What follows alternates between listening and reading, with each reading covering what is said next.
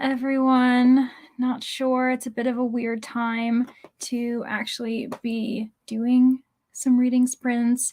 It's 2:00 in the United States on the East Coast, so I don't actually really expect anyone to be here right away, but that's totally fine. I'm also totally good with just switching right into a sprint right away if no one really wants to be chatting. I see that Glenda's here. Hi, Glenda. Thanks for joining me. I know this is a very weird time to actually be sprinting, but you know what? It might just be us.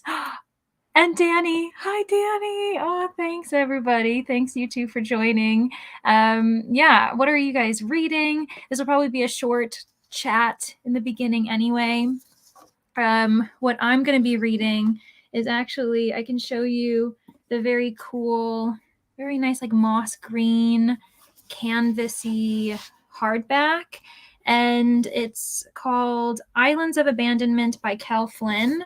She's a Scottish journalist. This is actually what the dust jacket looks like. It's pretty cool. I know that the US version looks very different from the UK version, but yeah, I'm finding it really fascinating. It's nonfiction. It's kind of environmental in theme, but it discusses basically what happens when environments that were once inhabited by humankind, by society, are abandoned for some reason, and then suddenly life becomes a bit flourishing. We're seeing a whole new ecosystem, and it's been really fascinating so far. Hello, Sophie. Welcome. Yay. I'm so glad that everybody's very into being here today. Hi, Steph. Thanks for being here. I see Brittany too. Hello. Hey, everybody. Yeah, anytime is sprint time. I totally agree. Yeah, I was like, you know what? It's the middle of the day. I have the time. It's a very random Wednesday for me, but I was like, I'm into it. Nina's here too. Yay. Hey, everybody. Hey, Leandra, I am reading Behind Her Lives by Brianna Cole. Hello, Camilla. Welcome to, oh my gosh, Behind Her Lives. That almost, it sounds like that could be nonfiction or something that has like sinister, like thriller mystery vibes. That sounds really interesting. Would love to finish Hellbent today. Oh my gosh, I hope you can. My intention is very much to stick to a stringent kind of 15 on 45 reading, 15:45, just to kind of stick to it. And because I'm the only one here, we shouldn't have difficulty sticking to that. I know that I like to talk a lot, but I feel like I'm ready to get some reading done today. Yeah, no exclamation point. We need to be confident. No questions here. Oh, everyone's saying hello. Camilla saying hi to Nina and Glenda.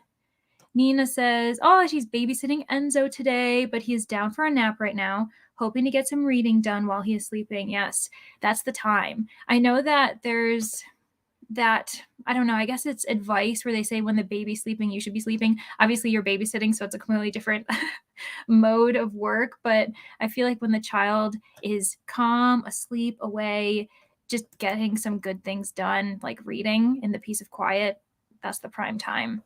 Danny is continuing her read from last night, The Last Heir of Blackwood Library. Very cool. I remember everyone was surprised that that was like a fantasy read, and it does sound really good. I hope that you're continuing to enjoy it. I absolutely love daytime sprints. Me too. I feel like it's just kind of a nice thing to do, especially like usually we have them in the evenings, which is also totally fine. But I also feel like I'm so tired and I can't really focus as well. It is a thriller. Yes, I knew it. I was like, this vibe, this tone, totally like, what was it called? Behind Her Lives. That sounds like there's some secrets going on. I'm trying to finish The Institute. Oh my gosh. Yeah. Good luck, Sophie. Are you enjoying it so far? Like, I'm assuming you've gotten pretty close to the end if you think you might finish during sprints. And then Of Butterflies and Books says, I would love to finish A Lady for a Duke and at the very least get maybe 100 pages of Chain of Gold ready today. Ah, yes. See, I might be juggling 2 reads too. I have this very serious nonfiction, but then I also have a very fun middle grade kind of fantastical historical fiction, alternate history in London kind of vibes. And it's very fun. So I'm going to be juggling 2 books too. Yay, Nina says hello to Camilla too. Glenda, I'll be reading Fortune Favors the Dead. Pentecost and Parker Mystery by Stephen Spotswood. Interesting. So it's definitely part of a series. Is it the first in the series, or are you kind of you're already in the world, you know who these characters are, and you are invested? Yay, Camilla saying hi to Of Butterflies. I love it. Oh, I'm just saying hi to everyone. That's so great. This is probably my favorite part, is when everyone in the chat knows each other and they're just off on their own. So Steph is opening birthday book mail and hoping to finish Fourth Wing this afternoon. Oh my gosh, Fourth Wing. Obviously, there's been a lot of discussion about that book, especially those who can get the sprayed edges who can't. And there's also been a lot of content on YouTube of people kind of reacting, either saying, yes, the hype is worth it, it's amazing, whereas other people are kind of saying, it wasn't for me, which I think is actually more believable when a book has two camps where people love it and aren't for it. It makes me feel a bit more comfortable trying it out, versus if everyone's adoring it, I'm like, I'm going to be that one person who doesn't get it or something. So yeah, I hope that you're enjoying it. Hello, Scorpio and fellow sprinters. Lovely. Yes, Brittany saying hi to Of Butterflies as well.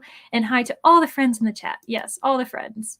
Hit the like button. Oh, thanks, Dina. Yeah, I really appreciate that. I'm so bad about reminding people that there's other interactive ways that you can do that, like liking the video, so that people, because I think it's the algorithm, they'll know that as I'm sprinting, if people are liking, more people will notice this on their kind of general page and might check it out. So I do appreciate that. Yeah, the cover is so nice. It's really cute. And what I kind of like about these books, it's hardback, but like the design is actually on the hardback itself. Like this isn't a dust jacket. And I know some people probably aren't as big of fans of that, but I really like it when books do that, because then I tend to read without the dust jacket on. So I don't get to see the beautiful design of the cover when I do that. So Sophie found it a struggle in the beginning, but it's not too bad now. Around 200 pages left. Okay, let me see. The Institute. Yeah. Okay, cool. Interesting. Sarah's here too. Hi, Sarah. Welcome to the party. And also 200 pages left. Oh my gosh. So that is, you still have a significant amount of, reading for that. That means a lot of action is probably to come still. So Of Butterflies and Book says, is anyone else reading any Jane Austen books in July or planning on watching any of the adaptations? That's a good question. I was thinking the same thing, because I don't currently own any Jane Austen on my TBR, and I could totally borrow from the library. I think one on my docket that I have in mind is Northanger Abbey, because I haven't read that before, but I feel like I would really relate to that main character. I think it's the Tilney family. And the reason why I think that is because I read last year Claudia Gray's The Murder of Mr. Wickham, which is like a Jane Austen retelling. It brings all the characters together, but in like this murder mystery at the mansion, actually at Emma's, from Emma at that house. And so it was a lot of fun. And I do have, what is it? The Late Mrs. Willoughby, which is book 2. So I was thinking this would be perfect time to read that for Jane Austen in July, even though it's not, it's not actually by Jane Austen, but it's with those characters. Another great, what is it? The really fun adaptation, of course, is Clueless. And that's an adaptation of Emma. There was another book that I just saw at the library that came out. I think it's Much to Do About Nada. I think that might have been what it was called. And while that sounds like it might be an adaptation of Shakespeare's Much Ado About Nothing, it did say on the flap that it's actually an adaptation or a retelling of Persuasion, which I think is really interesting, but I haven't read it, the original, so I don't want to read the retelling before I do that. Yes, Camilla saying hello to everyone too. And then Sophie wants to know if I'm enjoying the Hat Makers. I am. It's making me laugh aloud like a few times, especially at the beginning. There's like a bit of chaos, and I really like when a middle grade can make myself as an adult laugh. I think that can be hard to do, especially when some authors are playing at the age level, but I think humor can be universal. It can reach all different age groups, and so I am enjoying it so far. I'm thinking it's very fun, and there's already some LGBT plus representation, which I think you don't see very often in middle grade. We're getting better about showing it in all types of literature, but yeah, I was really excited to see that. Danny recently watched Meredith's video that was Reading with Merb about Fourth Wing, and I didn't realize the disability rep in the book is from the author's own experience. I didn't I didn't realize that either. To be honest, I actually don't know much about that author because I haven't read anything by her. And I know that this was kind of the first step into fantasy writing. I think a lot of people were saying that they've read her other work that might just strictly be romance, if I'm remembering correctly. But yeah, that's really interesting. It's kind of nice. That's nice when you're getting that representation, and you can, hopefully be sure that the author is doing the representation correctly and respectfully if it's coming from their own life, the inspiration for it anyway. Steph says, I'm loving it so far. I've got about 6 hours left of the audiobook. Oh my gosh, I love that it's an audiobook. That's so fun. I like audiobooks have become like this new thing for me that I just absolutely adore. My friend finished it last night and gave it 5 stars, and we have similar reading tastes. Buddy reads make everything even more fun. I feel like if I'm reading it with a friend and I'm really enjoying it, I actually have a higher chance of giving it 5 stars just for vibes and just for that kind of memory. Like it almost becomes like one of those core memories. Wherever I look at that book, I'm going to remember that I was reading it with a friend and like talking to them. And that's why for Dead Silence, when I was reading that with Danny, I was like, this is just so fun. Like it's 10 times better that I'm reading it with a friend. And I'm really excited because Danny and I are reading 5th season starting in July, which we have to touch base about what we're going to be doing, if we're going to be a bit doing the same format as we did last time or not. But yeah, that's so fun. I love that you're reading it with a friend. And then Brittany says, I think the only adaptation on my shelves is Pride and Premeditation. Do I have time to add another book to my July TBR? That is the question. I have that book too, actually. If I can reach it. Oh my gosh, am I going to be dangerous? It's right here. So if anyone's wondering what that is, this is a YA, if I remember correctly, Jane Austen murder mystery retelling. That's so interesting that like there are so many murder mystery specific retellings. Like, isn't there another one that it's like a death in Pemberley or something? I think that's that. And then do I have any other Jane Austen retellings on my shelves now that I'm looking at that? No, I don't see anything. Yeah, no. I know that there's another like YA series if anyone's interested in that. It's what is it? The first one was called Debating Darcy, and the second one is called Rosewood. I didn't read the first one, and that one obviously is a retelling of Pride and Prejudice. I think the author said it was a lot closer to that. Rosewood was a loose retelling of Sense and Sensibility, and I loved that. That was really fun. It was very humorous, and it was kind of like, I don't know, it gave some really interesting entertainment, but also social commentary on the fact that like Bridgerton's become really popular, and it's about like kind of diversifying historical fiction and everything. So I think the author did a really interesting job allowing us to have fun with it while also being like, okay, there's still ways we can be better and be a bit more progressive with this idea.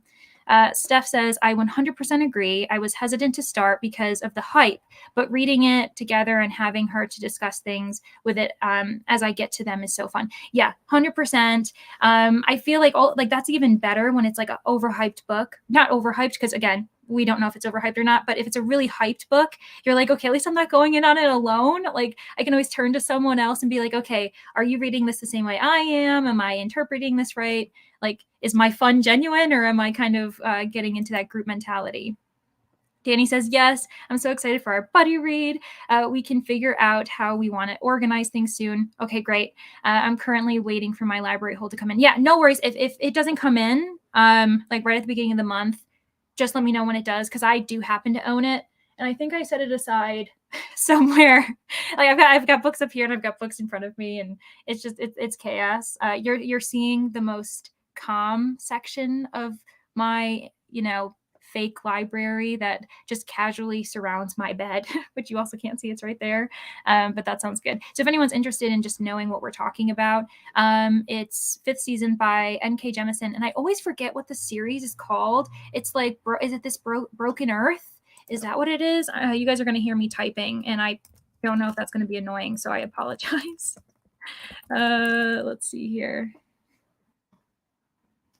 Yeah, the Broken Earth trilogy. Yeah. Honestly, Danny, if we enjoy it, we should just continue with the series and like read the series together. That could be really fun. And I know that will be fun because I'm also doing buddy reading with Brittany, and we're doing that for Ice Planet Barbarians.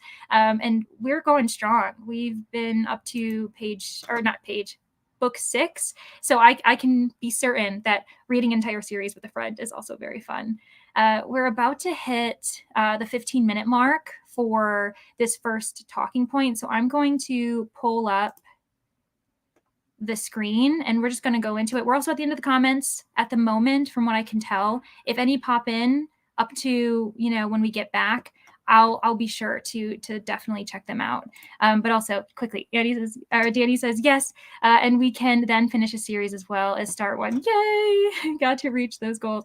Exactly. Definitely for series, because I'm so bad about starting a series and taking forever to finish it. But okay, I will see everybody in 45 minutes.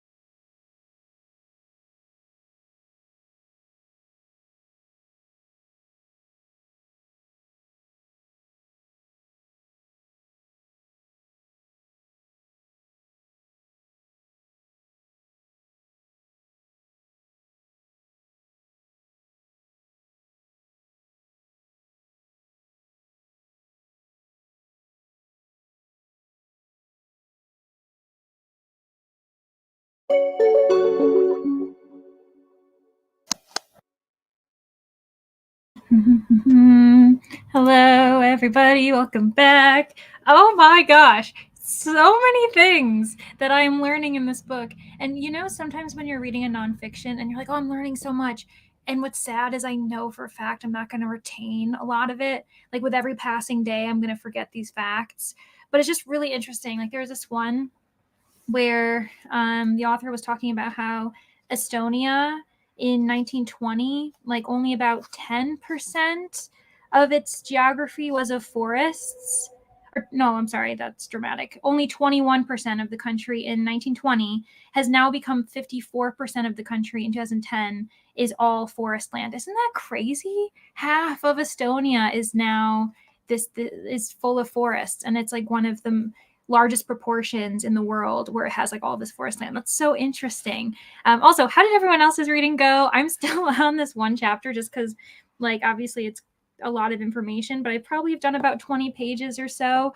There's also this really like kind of horrific image that I will mention, and I'm gonna put my hand up in case people want to mute themselves because it's a little bit graphic, just so you know, in regards to war and like the Mongols, like the Mongolian Empire. But hand is up. I'll put it down when if you guys don't want to hear it. But it said at one point, this was during like the Black Death, the Mongolian like the army, they were attacking this city in Crimea, the port of Kaffa in 1347. And it says that the Black Death reached the soldiers, and so they were dying outside the walls. And so, facing defeat, the Mongol army took a most terrible vengeance. Quote, they ordered corpses to be placed in catapults.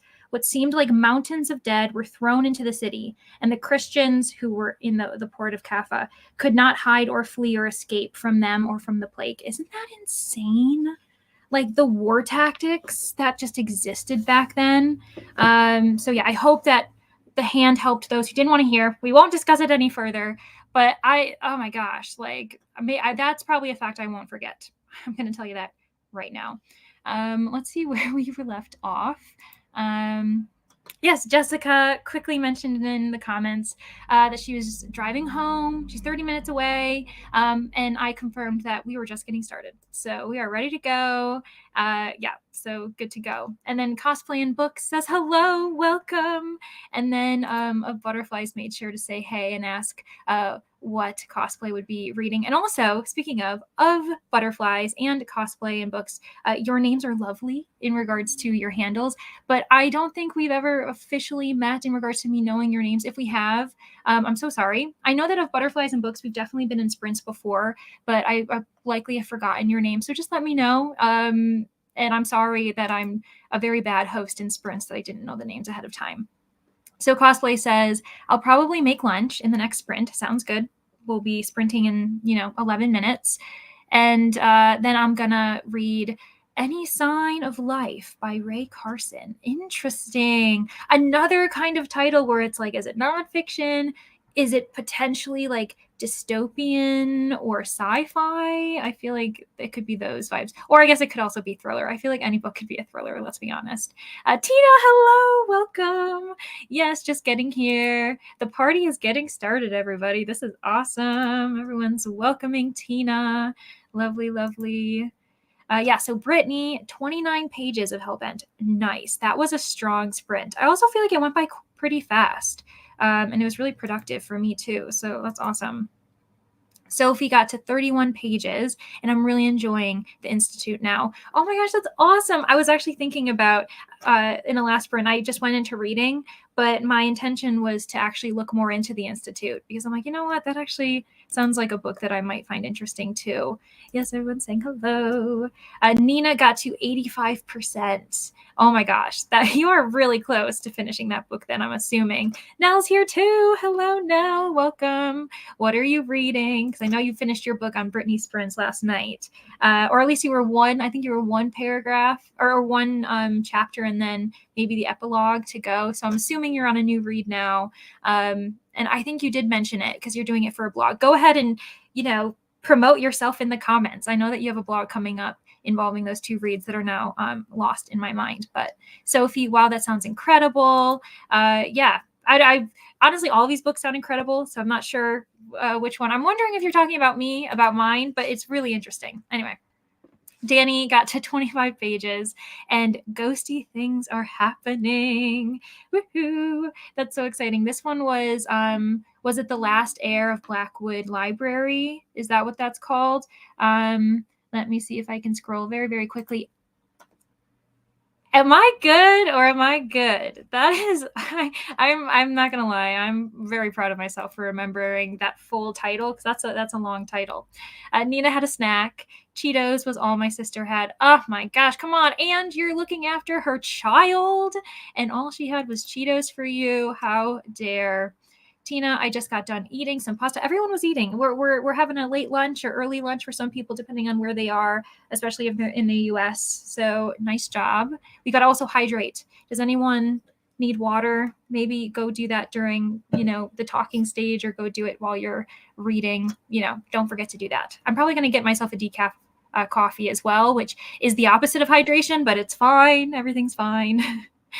So Tina's also reading The Liar by Nora Roberts and organizing her unread books. Oh, cool. Like your TBR kind of shelves and stuff.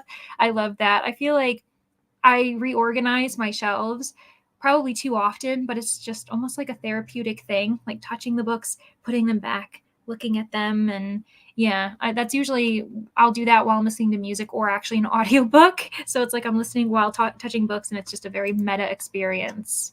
Tina says that I need to finish The Liar today, and I only have a little less than 100. Oh, then you really should, especially because, like I said, we're only getting started. My intention is to go probably like 6 to 8 hours. So it was 2:00 for me when I started. I'll definitely be going up until 8:00, maybe later, depending on what happens. I'll have to start turning some lights on at some point because the nice window light will not be sufficient in a few hours, I'm sure. So, of Butterflies and Books says, didn't really keep track of how many pages. Honestly, that's totally fine. Getting through the book in general, like a chapter or whatever it is totally cool. I read during that sprint, but I'm really enjoying A Lady for a Duke. Ended on page 60. Okay, so like you've laid the groundwork. 60 pages, I feel like, is usually around the time when you're really feeling good about it. You're like, okay, I know if I'm feeling this. I know if there's still questions, then what's going on. But thank you for the hand up trigger warning. Yes. And I really hope that it didn't startle anyone who didn't have time to mute themselves. But I know that depending on what we're talking about, you're choosing, like, I want to kind of give you the choice to consume what knowledge you want and what information you have. Because I don't think that would be fair for you, like, fair of me to like force you to hear something that just isn't something you're interested in hearing. So no worries. Becca, yay! Okay, great. Cosplay and Books is Becca. Lovely. I will make sure to remember that. Perfect. And Danny says it is hard to retain all the facts, but you won't forget the main themes. Oh, for sure. Yeah. And I'm already like knowing that I'm going to be recommending this to people who are interested in that kind of thing. And I think it helps that the author is a journalist by trade. Like, she's not actually a scientist or anything like that. So I think she's discussing these things in terms that, is more digestible compared to, like, I feel like sometimes environmental books are a bit like scary for those who don't know all the jargon. So yeah, I'm definitely going to like absorb a lot of the good stuff. So of Butterfly says, I really want to finish A Lady for a Duke this month because it's, oh yeah, awesome. It's an LGBTQ plus historical romance. Also hoping this book will be the one to get me back into reading more historical romance.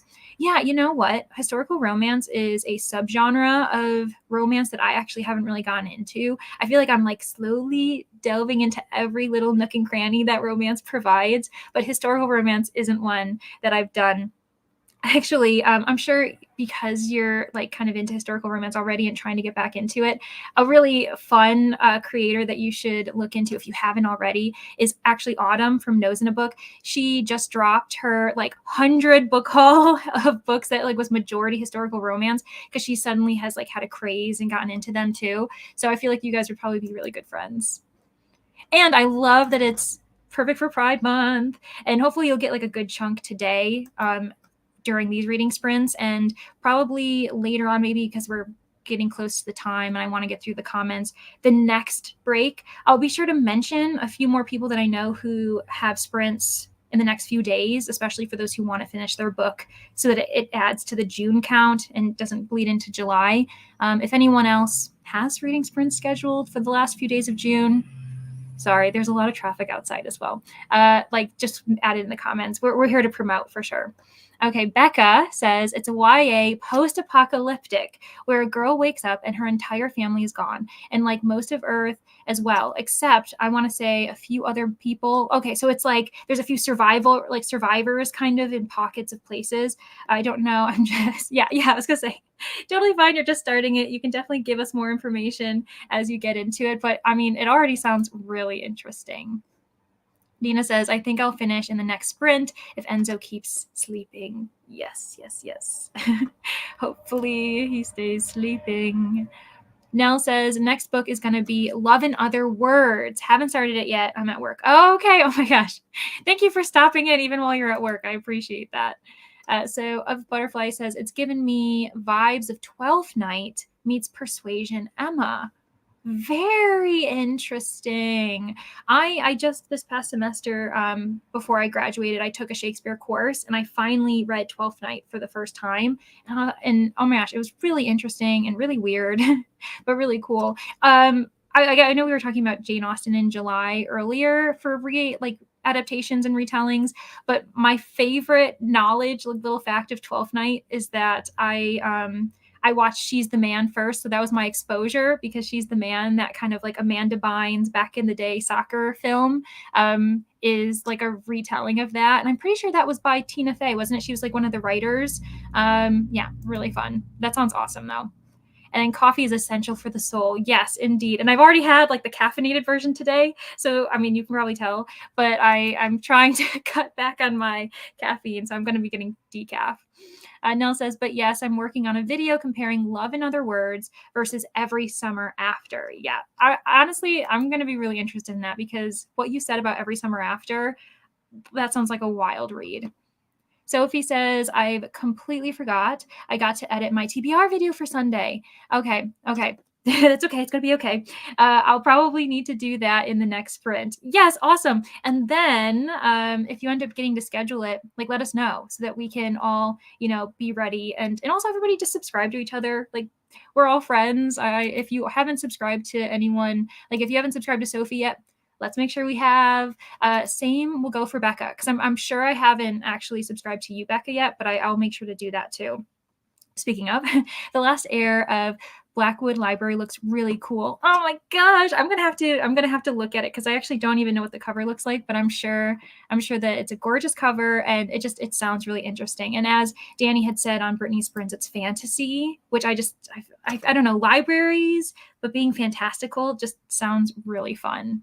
And then Nina says, it's Mom's birthday today. Oh my gosh, happy birthday, Nina's mom. We are doing a late lunch. That's great. I don't know why they do this to me, so I got hungry. I texted my sister. She needs to get more snacks. Yes, definitely. I know that's the hard thing when you know that there's going to be like a big meal coming, but you're hungry now and you're like, do I wait? I just eat anyway. So yeah, that was a good call. And then Camilla read 30 pages. Very nice. Congratulations. Jessica's here. Yay. I'm glad you made it in one piece. Yeah, we'll be going for hours and hours, so no worries. So Danny says, Becca, it's been interesting so far. So this is about the last heir of Blackwood Library. There are a couple of maybe love interests and Downton Abbey vibes and now ghosty, creepy things. It's got everything. It's checking off all the boxes. That's basically what you're telling me. Of Butterfly says, I love that authors or publishers are being more conscientious and putting content warnings, trigger warnings in the beginnings of books. Totally. Just because, you know what I mean? Like, you know yourself as a reader, if you need those content warnings or not. If you don't, then it doesn't spoil anything because you know what you can do? Just skip it and just enter the book not knowing anything. But it's like, it doesn't harm anything to have those content warnings there just because all of us come from different places and we know that we can only handle so much depending on what the situation is. So I'm a big fan of that too. Yes, I love Autumn's videos. Me too. Yeah, Autumn is such a sweet person too. Like I sent her a book at one point just because I realized I wasn't into it, but it was on her list of wanting to get. And I was like, well, you might as well not buy it. I'll just send it to you. And like she was so kind. And I was like, I promise it's just a book. It's not a big deal. So yeah, everyone go support Autumn. She's lovely. Yeah, she certainly does. No, she loves her historical romance. It is amazing. So of Butterfly says, Leandra, if you want a oh my gosh. Okay, well, a few more comments left, and then we'll get to the spread. To start reading historical romance, check out Tessa Dare's books. I honestly will. When I start the timer, I'm going to write that name down because I really appreciate when you never know, like when you're entering a new subgenre, like where to start. So just recommendations are really helpful. The photo behind the timer is looks like it would be a location in a historical romance book. Doesn't it? It's like this beautiful bridge, and there's like that train going by. It's lovely. Maybe Outlander or something. Oh yeah, that's a good one too. That's on my list. I really want to read that too. Becca says I should also edit my TBR video today. Thanks for the reminder, Sophie. Yes, good job supporting each other. I love it. Nina's favorite historical romance author is Lisa Kleypas. Kleypas? Okay, two people I'm going to add. Lisa Kleypas and then Tessa Dare. And then, of course, Outlander is like a no-brainer. That makes sense. Get out of my head, Tina. I was just thinking the same thing. That is amazing. Yeah, yes, happy birthday. Woo-hoo. I don't really read historical romance, but I love Tessa Dare's books, and I'm planning on Outlander and a Bridgerton book in July. Oh my gosh, I always forget that Bridgerton was also books. Isn't that crazy? Yeah, that's so funny. I've heard great things about Tessa Dare books. Maybe I need to give those a try too. Yeah, oh my gosh, thanks so much. That in the clutch. Like seriously, butterflies, we all definitely appreciate it. Okay, we've reached the end of the comments. I'm going to start the timer, and then I'll see you all in 45.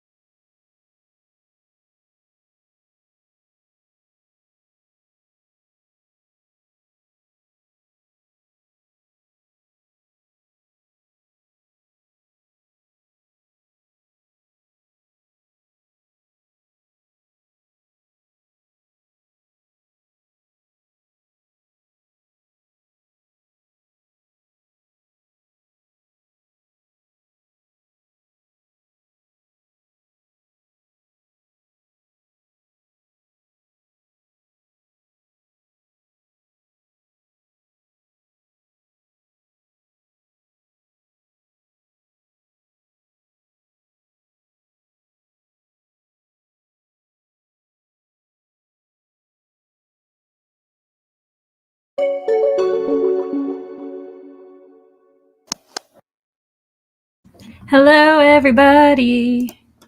Welcome back. How did everybody do? I got myself a little bit of coffee. This jar is actually an old like Smucker's peanut butter jar. So anyone who likes peanut butter, I highly recommend you get those because they come with like a nice like tin turny jar top. And so you just clean them out and you can use them as like containers and cups and stuff.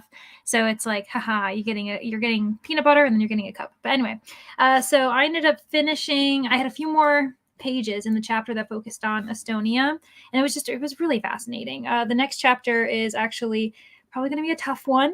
It's about Chernobyl. So we're going to see how that goes. But I didn't want to jump back into that, like continue on with the next chapter without having a substantial amount of time to dedicate to it. And I kind of wanted to give my mind some time to like reflect and separate the two chapters. And so then I switched to the Hat Makers. And it's so fun. It's honestly, I can't recommend enough that this is probably going to be my hack, is that when I read a nonfiction, I'm going to pair it with like a middle grade or something that's really fun because you're getting through it quicker and it's just a bunch of silliness and it's really sweet. And yeah, I don't know if you noticed, but it was like making me laugh as I was reading it. Let's see, where are we? I believe that the last thing that we saw was actually that Sarah joined the chat. Hello, welcome. Yeah, everyone was saying hello to Sarah. It's so nice of everybody. I also left a comment just saying which series, if there is one that I should, that's like a bit more favorable by Tessa Dare, because I put on Goodreads a few want to reads for Lisa Kleypas, and I'm sorry, there is someone who's mowing the lawn, of course, right now, and so it's going to come in and out. But anyway, I also finally put Outlander on my wanna reads because, like, oh, why not? Why haven't I done that? Anyway, so Nina just finished the book. Yay! I'm off to lunch now. Great, sounds good. Again, happy birthday to your mom and have fun with everybody. Yeah, we'll see you when you get back. Still saying hi to Sarah. Oh my gosh. Jessica reached 26% in Ice Planet Barbarians Book 9. You're like only like a couple books ahead of Brittany and me.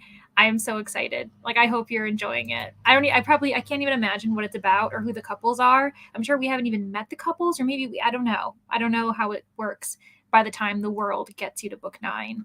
But yeah, everyone's saying hi. And Sarah said hi to everyone else too, but I just didn't click on those comments. Ate lunch. Very nice, Becca, and edited some photos. Love it.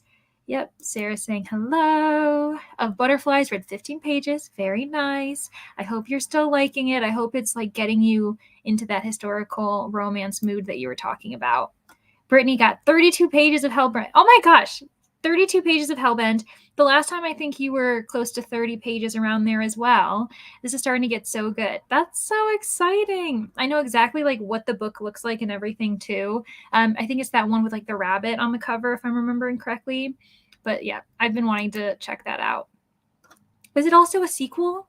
Or am I crazy for thinking that it might be a sequel or associated, like adjacent with another book by that author? Because is it Bardugo? Am I just throwing words out there? I don't know. But yeah.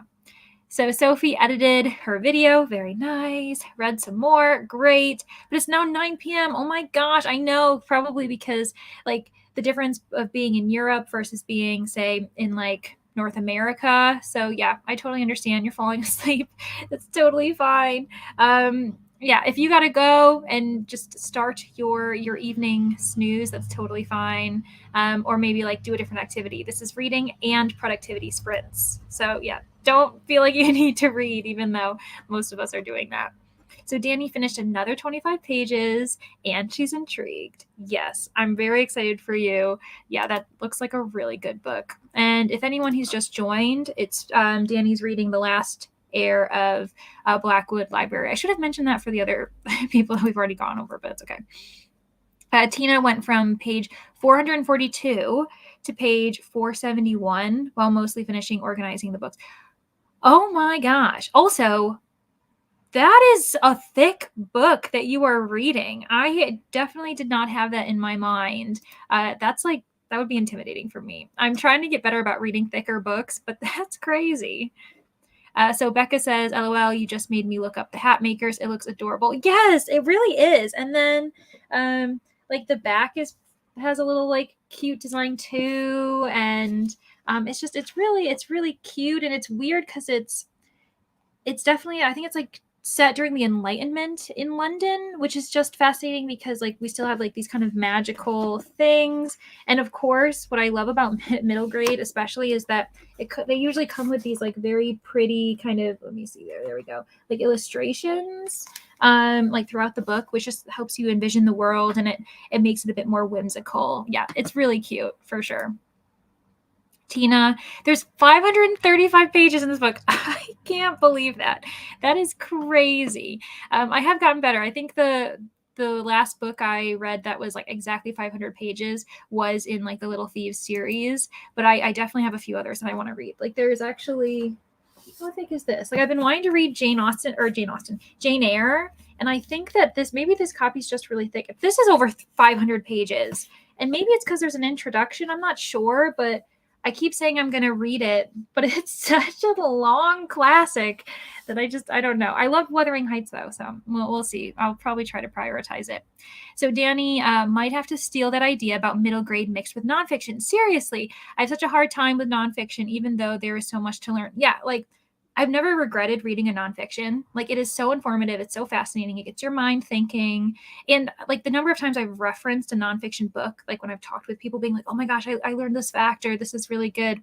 But it's a slower read. Usually I don't get through them as fast. And so I think that just gets in my head. But breaking it up between like this middle grade, or even just again, like some other kind of very different, starkly different, like adventure or fantasy book, I think that might be the way to go. Tina says the Girl Meets Duke series is Tessa Dare. Okay, so Tessa Dare, great, is the main one I read and loved it. Okay, The Girl Meets Duke. Got it. I am excited. Yeah. It took me a second, which it shouldn't have, because I knew exactly what you were talking about. But the last book in that series isn't out yet. It might never be. Might never be? What? Is it because the author just for whatever reason has kind of hit a roadblock and it might not continue the series? I mean, has the author passed away? Sometimes that happens where like you don't know if a series is going to be picked up or continued. I know that's happened with, what was it, Steg Larsson's series, The Girl with the Dragon Tattoo. I know that was it Brandon Sanderson jumped on some very large well-known series that I can't remember what it's called. Is that Wheel of Time, or am I thinking of something else? But yeah, that's interesting. Yes to the rabbit on the cover, and yes to the sequel. It's the second book. Okay, yeah, great. The first is Ninth House. Yes, and Ninth House has like the snakes around. Okay, cool. So like I'm assuming that's like dark academia, isn't it? Like gothic academia. Cool. Ninth House is another one that I've been meaning to read, to be honest. Tina says, I read one book in the Castles Ever After series and absolutely loved it.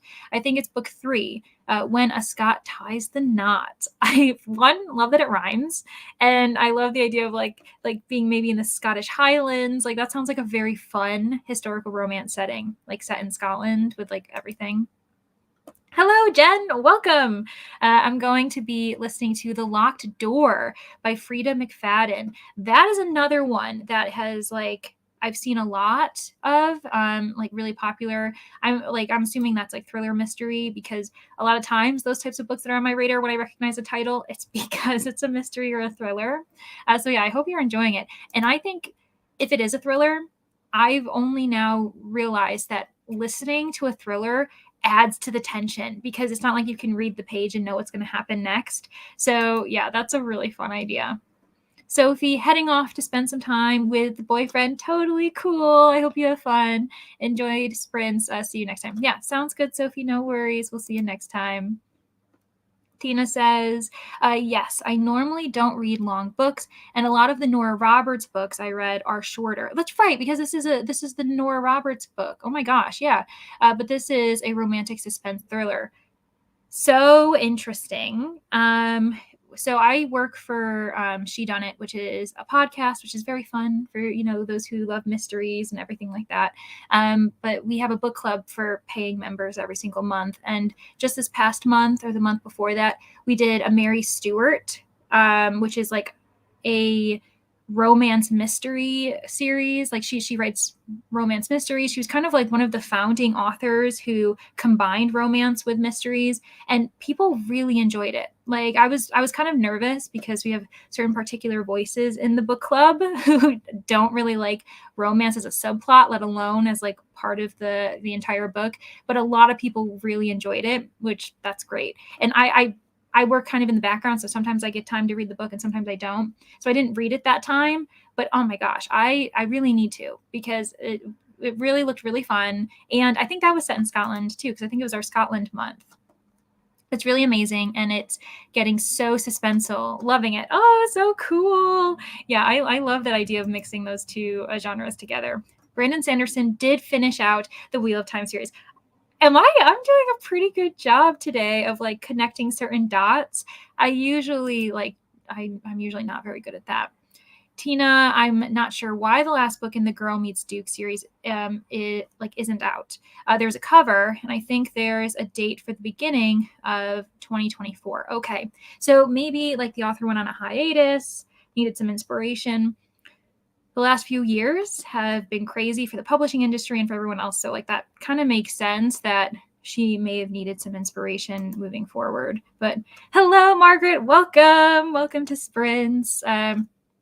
We're about 2 hours in, but I kind of was saying earlier that I'm hoping to go around 6 to 8 hours. So we still have a lot of time left. What are you reading? I live very close to a very traffic centric area, so I'm sorry if you just heard like that motorcycle go by. Tina, watched the book before that came out. Oh, okay. So watch the book before that came out in 2019. So I don't know if that's accurate. Oh, okay. That also might have been late, now that I realized that I put emphasis on that. But yeah, that's really interesting. So the book that came before that is 2019. So it's been like a 5-year break. I mean, who knows? Maybe like something happened in the author's personal life that led them to have to take a break too. That could happen. Also, they're totally standalones. You can read them in any order. I love that. I think that's become one of my favorite things about entering romance and just entering that type of genre, is that when it's a series, you usually can read it in any order, which just, I've rarely seen that outside of like classic mystery series where, you'll have like the classic detective and like each mystery resides in its own book. Everywhere else, like sci-fi, fantasy, it's usually you're like, you better start at the beginning because you won't have any idea what's going on if you don't do that. Steph got 75 pages left in Fourth Wing, and I think something is about to go down. Oh no, did the sprint end like right at this moment where you're like, the next chapter is going to be a big one? Maybe that's good. We have time to collect ourselves right before you kind of go into something really exciting or really scary. I don't know.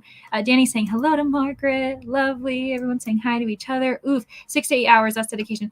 Thanks, Margaret. I appreciate your understanding that it is quite a bit, but I'm into it. We're getting to the end of the month, and I do kind of want to finish these books. At least I'm definitely going to finish The Hatmakers just because it's middle grade. It'll be quick. We'll see about this because I don't want to rush it if I get to it, reading it by the end of the month.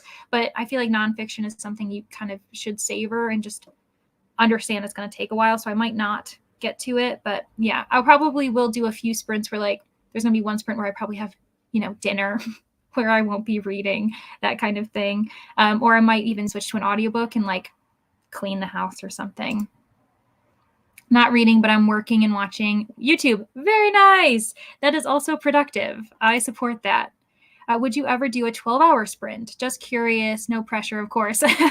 Yeah, Jessica, I've thought about that before, and I have kind of gotten close where I think one other time I did do 8 hours, and yeah, I think I've done like twice where I've gotten to 8 hours. 12 is one of those things where if I might not do it alone, right? So I think I would have like a friend join me, and then we kind of get the time going by a bit more smoothly maybe. And I'd probably also do a couple like 1 hour sprints to allow like people to kind of get tasks done. I've thought about it, But like that, I totally like can see that even like 8 hours is a lot. So the idea of 12, I feel like I've got to like build my endurance, right? That's what I'm thinking. Yeah, it is cool. It's exciting. We'll see how it goes.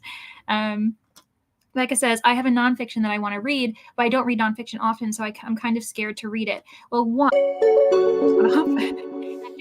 like a light bulb over my head. One, Nicole from Dusty Book Sniffers, she gave this really good idea of like pairing a nonfiction book that you own with like the audio book, even if it's just in the beginning, like listening as you're reading, and that can help you kind of get into the voice, get into the nonfiction. And you can find free audiobooks through Libby or through Hoopla and other like library sources. So depending on where you live, maybe check out those resources. So that's one thing that people do.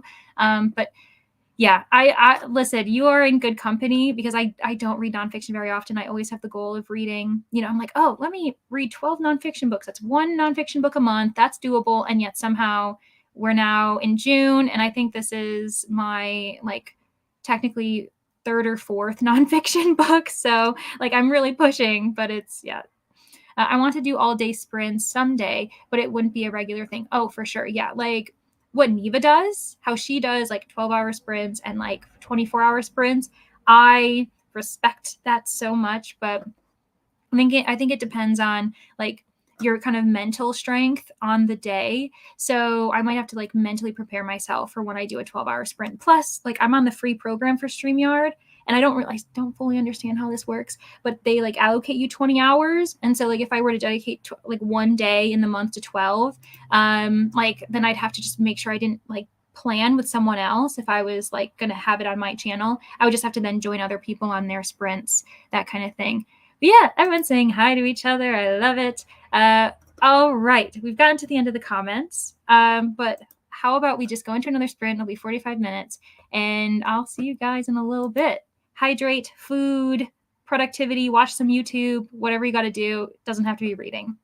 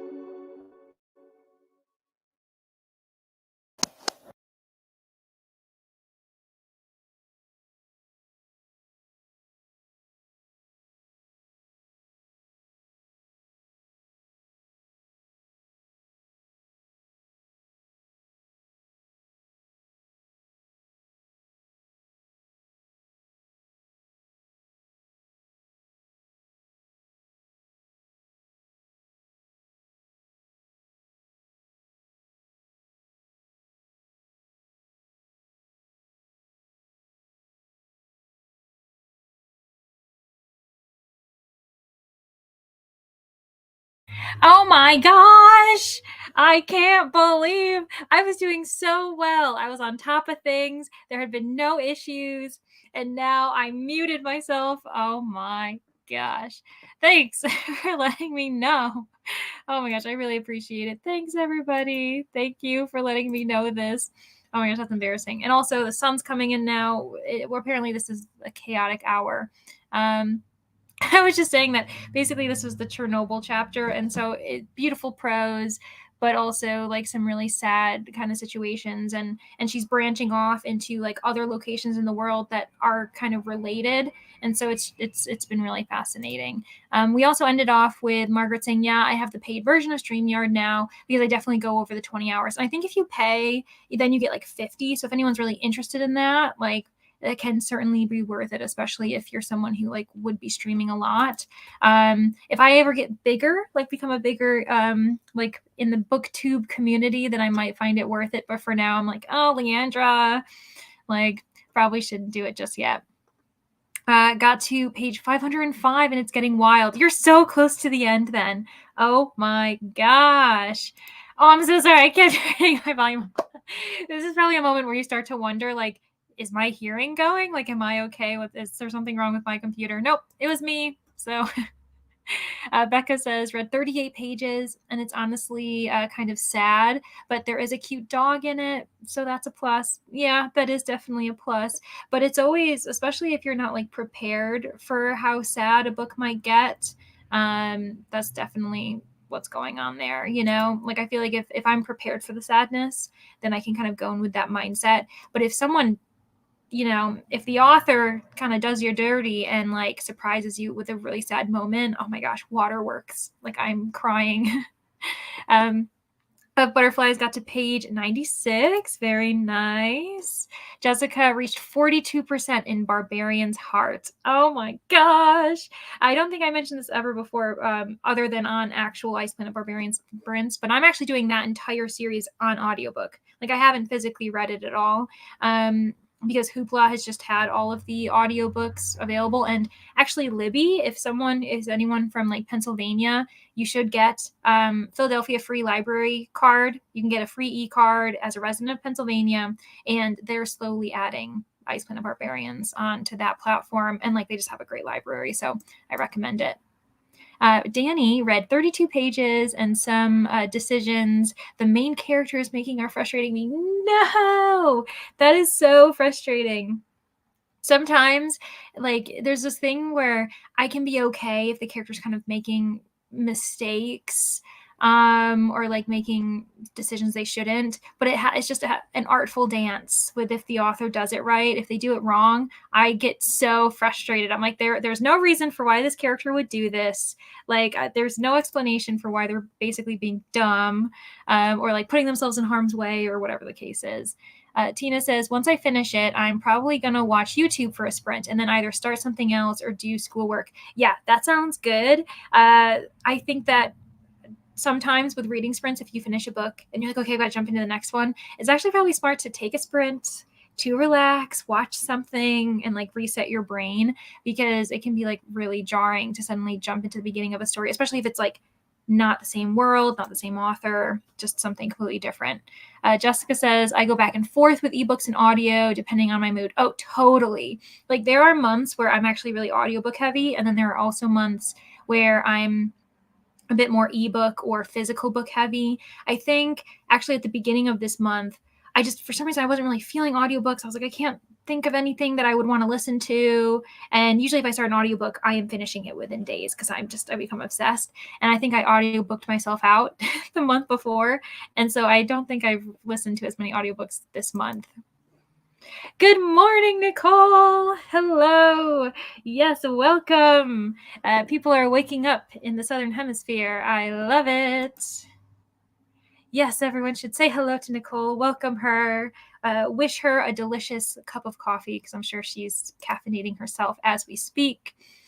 So Camilla says, Leandra, are you originally from Pennsylvania? I always pegged you as a fellow New Yorker. Yes. Oh my gosh. I am so, oh my gosh. I honestly, that has made my day. The fact that you've said that you've always seen me as a fellow New Yorker, because I am from upstate New York. I'm actually originally from like Western New York, Rochester area.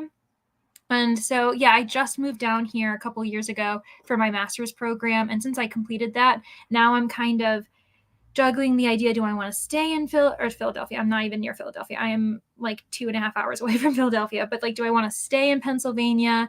I feel like I kind of do like the Northeast, though. I like the fact that we have all 4 seasons. But I've like every passing year, I've missed New York a little bit more. And so I think that if anything, I might return to New York or go somewhere else, maybe in New England or something. But yeah, oh my gosh, that's so funny.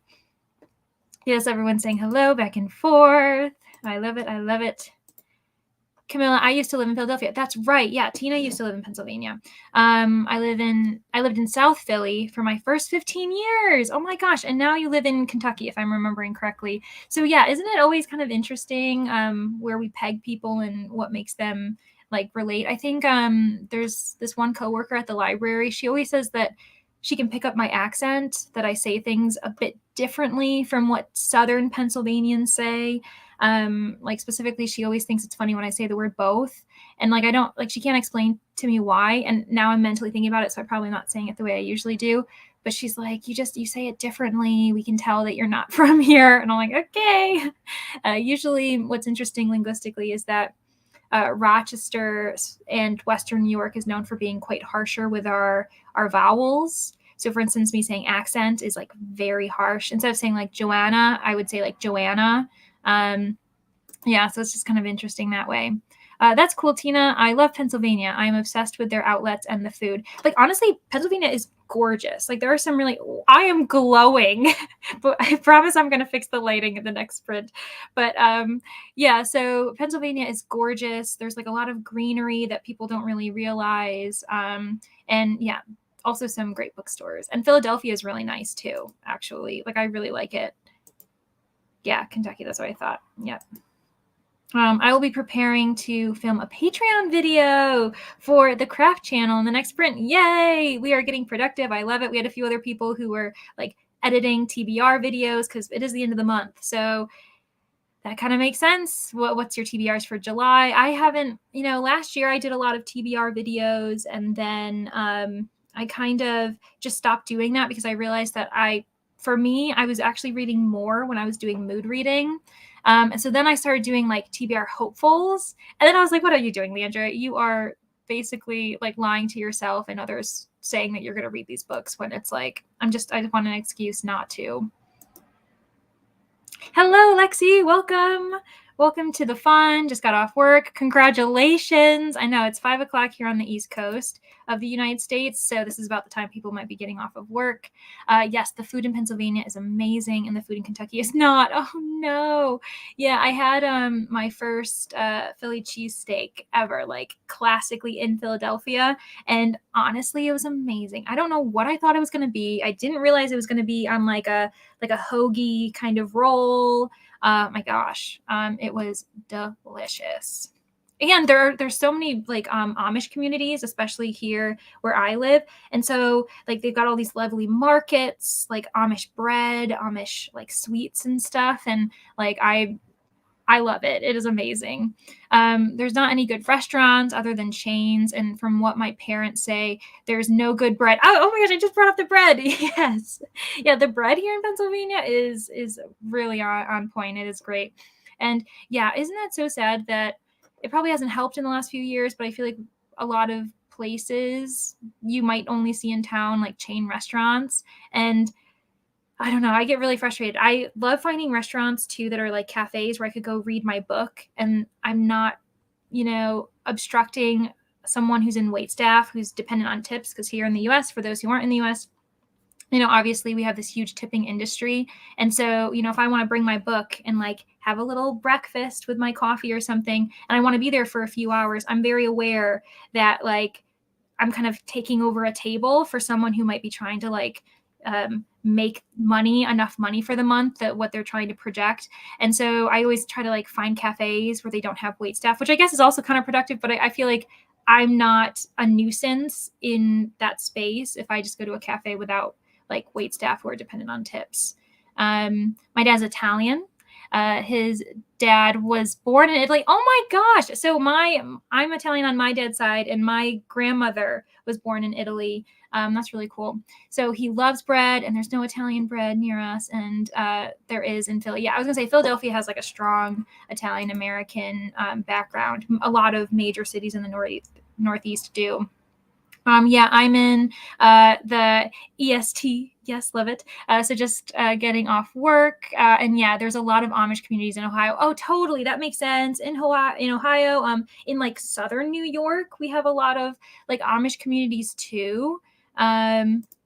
So yeah, like it's kind of interesting, the little pockets. The library where I work, like our biggest patrons are actually Amish parents, those like in the Amish community who do like a lot of homeschooling. And so they literally probably take out like upwards of 50 to 75 books a week for their lessons. And then they bring them back, and they're our best patrons. They are keeping us going, which is lovely. But yeah, it's been a really interesting experience living in that community and seeing like how different communities kind of accommodate for each other and how we might act differently than a place where I'm originally from, which doesn't have that community as much.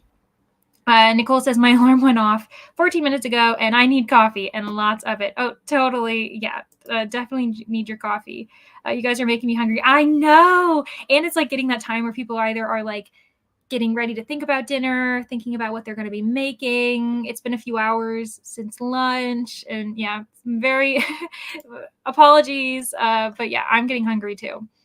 I get you. I go to restaurants that don't have wait staff, like around the dining area, so I don't feel bad sitting there with my book forever. Yeah, exactly. Or I might go somewhere, that has like the kind of alcove or like even like a bar area, if it's okay to like kind of the high tops where there might not be wait staff. Because yeah, it kind of complicates things. I have my own ideas about our choice to be like a very tipping focused kind of like country, but it's definitely not on like the wait staff or on the customers. Like I'm more frustrated with just like society and like restaurateurs. But that's how we've kind of organized ourselves here in the US. So you do what you got to do.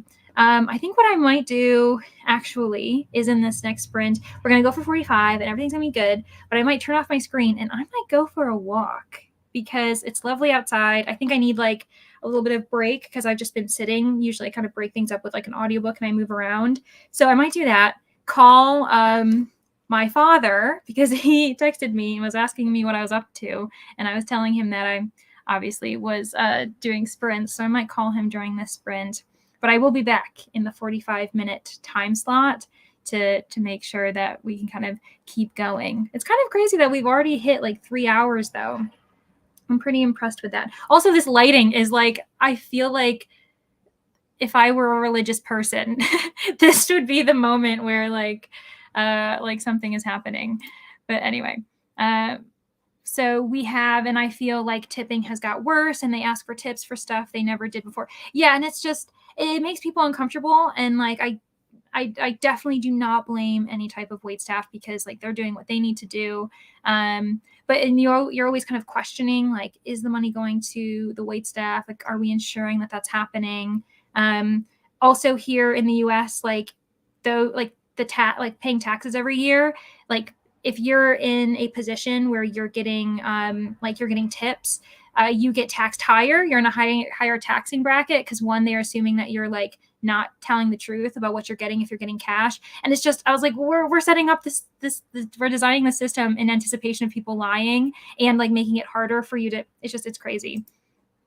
I'm glad we don't have to worry about tipping here, so we can like sit, chill with a book at a cafe. Yeah, like honestly, I would love that, and I would love the wait staff not to feel pressure to be like, you know what, I'm gonna just do my work, what I, getting paid every hour without having to fear that like, oh, this hour wasn't as lucrative, even though you're working just as hard. It's really interesting. Yeah, I'm sure that there's going to be a few more comments that come in. I haven't seen any thus far. Oh, I do see one. So Danny says there are a few restaurants where I live that when you make reservations, you get the table for the night. Oh my gosh, they are a little bit more pricey, but I think it's worth it. Yeah, that's really fascinating. I like that. No, it's the new card readers that they have, and they're they're asking for tips on that now, and I'm pretty sure it's not going directly. Yeah, that's right, because if it's not with a human person, it's the card readers and everything. Or yeah, when it flips up, and even at a cafe, it'll be like you put your card in, and it'll be like, do you want to give like 18, 20, or 25%? And like I feel like the person, if you're just picking it up yourself, and it gets weird because you never want to feel rude and feel like you don't appreciate the person that is doing this. You just want like the owner or like the establishment to just pay their people what they deserve. Because yeah, we all deserve a livable wage, and I appreciate that cafes and restaurants exist. I want them to continue to exist. But like when you're adding tip, I always have to be like, okay, like you can't just go out for the night thinking, oh, I'm going to $15. Oh, if it's 15, then actually you're probably going to be like spending 18, or depending on with a drink and everything. And it gets crazy. But anywho, so I will send us off into another sprint. This was a little bit longer, but that's okay. Everyone's been so nice. This has been so lovely. I had this interesting experience where like maybe midway through the sprint, I was like, I'm surrounded by all my friends in the comments, and it was just lovely. But I will see everybody in 45. And yes, happy productivity, happy reading.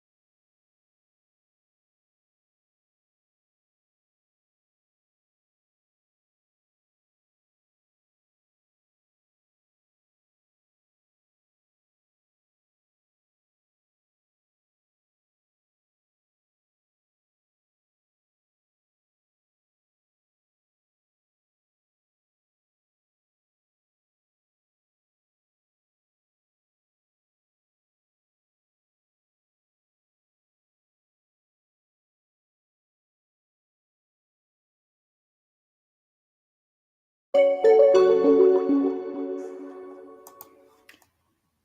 everyone. Welcome back. I didn't do any reading. I switched locations. As you can see, I'm on my couch now. But I went for a walk, and I was very glad to find that when I returned, nothing changed. I was so worried that this would be the time when like my Wi-Fi went out or when something went crazy with StreamYard. So yeah, I didn't read, but I think when I get back into the next reading sprint, I'm probably going to pick up The Islands of Abandonment again. Finish that chapter and then switch back to the very fun, cute, and not so sad middle grade. But how did everyone else do? I know that we had some like YouTube watching, decompressing, we had some editing, some recording on top of just like reading. Looks like Becca edited her July TBR video. Very nice. And now I'm hanging out with my dog. Oh my God, what kind of dog do you have? I'm so jealous. My apartment doesn't allow pets at the moment. But if I could, I probably would have a little companion with me on the couch right now. I took a shower. Very nice, Lexi. Just finished making some spaghetti for dinner. Awesome. Read about 3/4 of the first chapter of The Hobbit. See, that's another classic that I haven't read. I do own like a really old like paperback. I must have gotten secondhand, or I think I got it from like home or something. Like maybe it was my brother's book, but I haven't read that either. I have seen the movies because I had a friend in college who was like, he's like, everybody has to watch this. So we watched. I remember we all crammed in freshman year in this one person's dorm. The memories. But I hope you're enjoying it. I hear that there's like a lot of environmental themes in Lord of the Rings and all of that, which that's why I feel like I need to watch it or read it. Yeah, Becca says, I love your Scooby-Doo poster. Thank you. You know what? Okay, so I say this every time I have these up because someone is so kindly saying that they love this. These are actually puzzles. Like if we zoomed in right now, you'd see that this is like a puzzle that I put together. And then I bought like a cheap frame, bought that kind of like see-through glue and like put it on top, framed it. And now it's in my living room. And it's honestly like the best kind of DIY decoration hack. Like all of these, this is a puzzle over here. All three of these are puzzles. So you get some fun out of it. You got to put the puzzle together, and then yeah, you like it honestly was like the cheapest kind of thing, and those are really cheap frames, but they look nice and they're just plain black. It's great.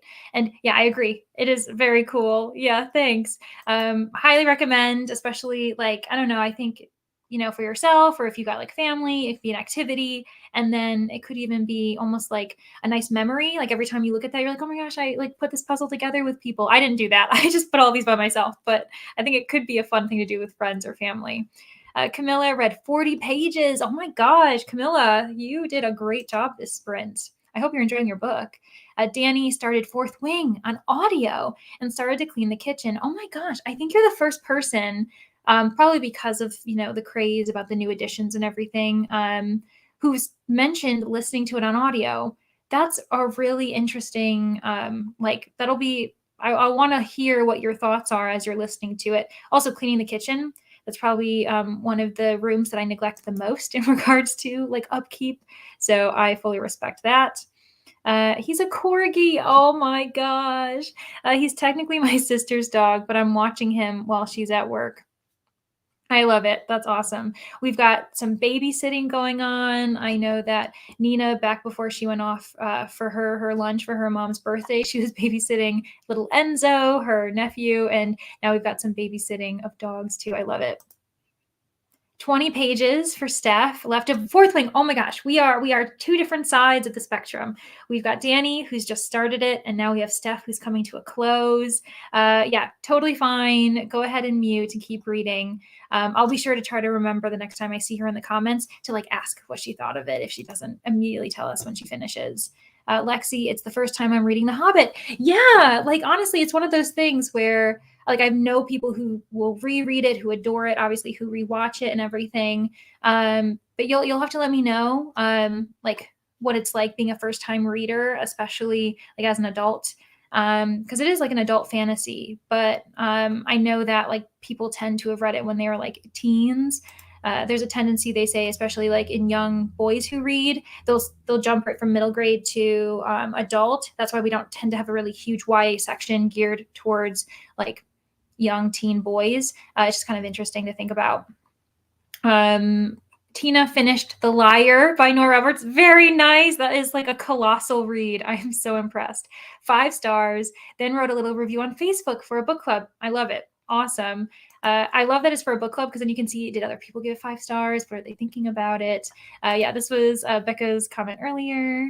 Yeah, like, thanks. I appreciate it. Yeah, I want to get into doing puzzles. Honestly, puzzles, they're great. They're soothing. They're relaxing. The number of puzzles I'll get done while listening to an audiobook, or if I'm like rewatching something just to kind of decompress and relax, I'll tend to do that as well. I'll put up a movie and then I'll just like, put a few puzzle pieces on, and it's really fun. Great decoration hack. Thanks. Yeah, I was really happy with it because I remember back when I was younger, it's so funny, my family, in our, I guess you call it kind of a den or the porch area, we used to have this huge picture of like, I grew up with like a hunting family. So my father was a hunter. And I remember at one point my mom gave him a gift of this like huge, gorgeous, like very large framed puzzle of like a deer. And we always thought it was so cool. And I'm like, what? Why don't I just do this myself? Like, I'm sure that it went to a good cause, person who sold it or whatever. But I was like, we really could have just done this as a family rather than having this puzzle up here that we bought that someone else did. But anyway, yeah, it's a pretty fun hack. Oh, so Tina bought a puzzle recently, but it was 1,000 puzzles and took me like 2 days to find the 4 corners. Yeah. Honestly, I usually end up doing, for me, 1,000 is good, but I've never gone above that. Like any of the puzzles I own are like 500 to 1,000. Sometimes too, what I'll do is like once I've kind of done a puzzle, and if I'm not really interested in like doing it again, or I don't really have the space, I'll donate it to the library where I work, because we do have like we've got this section called like honor puzzles, where it's so sweet. People in the community come, they look around, they grab a puzzle, bring it home and do it. And then basically it's on the honor system. So they'll just kind of bring it back when it's done. And we just have this really lovely shelf of just puzzles. And I've donated a few of my puzzles over there. But yeah, sometimes those 4 corners can be so hard to find. I'm that person who also does the edges first. I have to do like most of the frame before I then go anywhere on the inside. I love the book so much. I am so giddy. Oh, I love that. I'm like bouncing up and down. Oh, that's honestly, that's even better that it ended perfectly, that it was great throughout. I think really long reads like that kind of almost, you're really impressed when it's a 5-star read, because it was such a journey. Like the author had to have put so much time and effort to like a 500 plus book to like make it that great. So yeah, but I would be jumping up and down too. That's awesome. I was thinking of framing my puzzles as well. I'm inspired to do it now. Yeah, totally. And honestly, it was so easy. And like the materials were really cheap. Like this, if you just look it up, I like Googled it quick and it gave me like the 2 ingredients that you need. The one is like the bottle of the glue. And then the other one is just like a nice smooth thing to kind of like drape it around, like to spread out. And then it just dries really quickly. And I think you don't necessarily have to do both sides, but it literally will dry in like a couple minutes. Flip it over, do the other side, and then it's ready to frame. It's the most simple process. And then I have like the little sticky, like the little like kind of Velcro stick things on the back. So like I don't have any holes in my walls because I don't own this place. So I'm trying to treat it as nicely as possible. I always lose pieces in the puzzles I get, and then one of my dogs will eat them if they fall on the floor. So yeah, totally. Whenever I visit family, we tend to do like a puzzle one of the evenings that I'm home and visiting, and we always have to be very careful that we are aware, like every few minutes, just check the floor, make sure nothing's been dropped, because if so, the family dog like will just chew the crap out of it and it's over. I liked the trilogy when I read it at the end of last year, beginning of this year. I can see how it's adult fantasy, but I also get some middle grade vibes from it. Oh, totally. Yeah, I think that it's probably maybe because of its length and just some of the topics that people have pulled from it.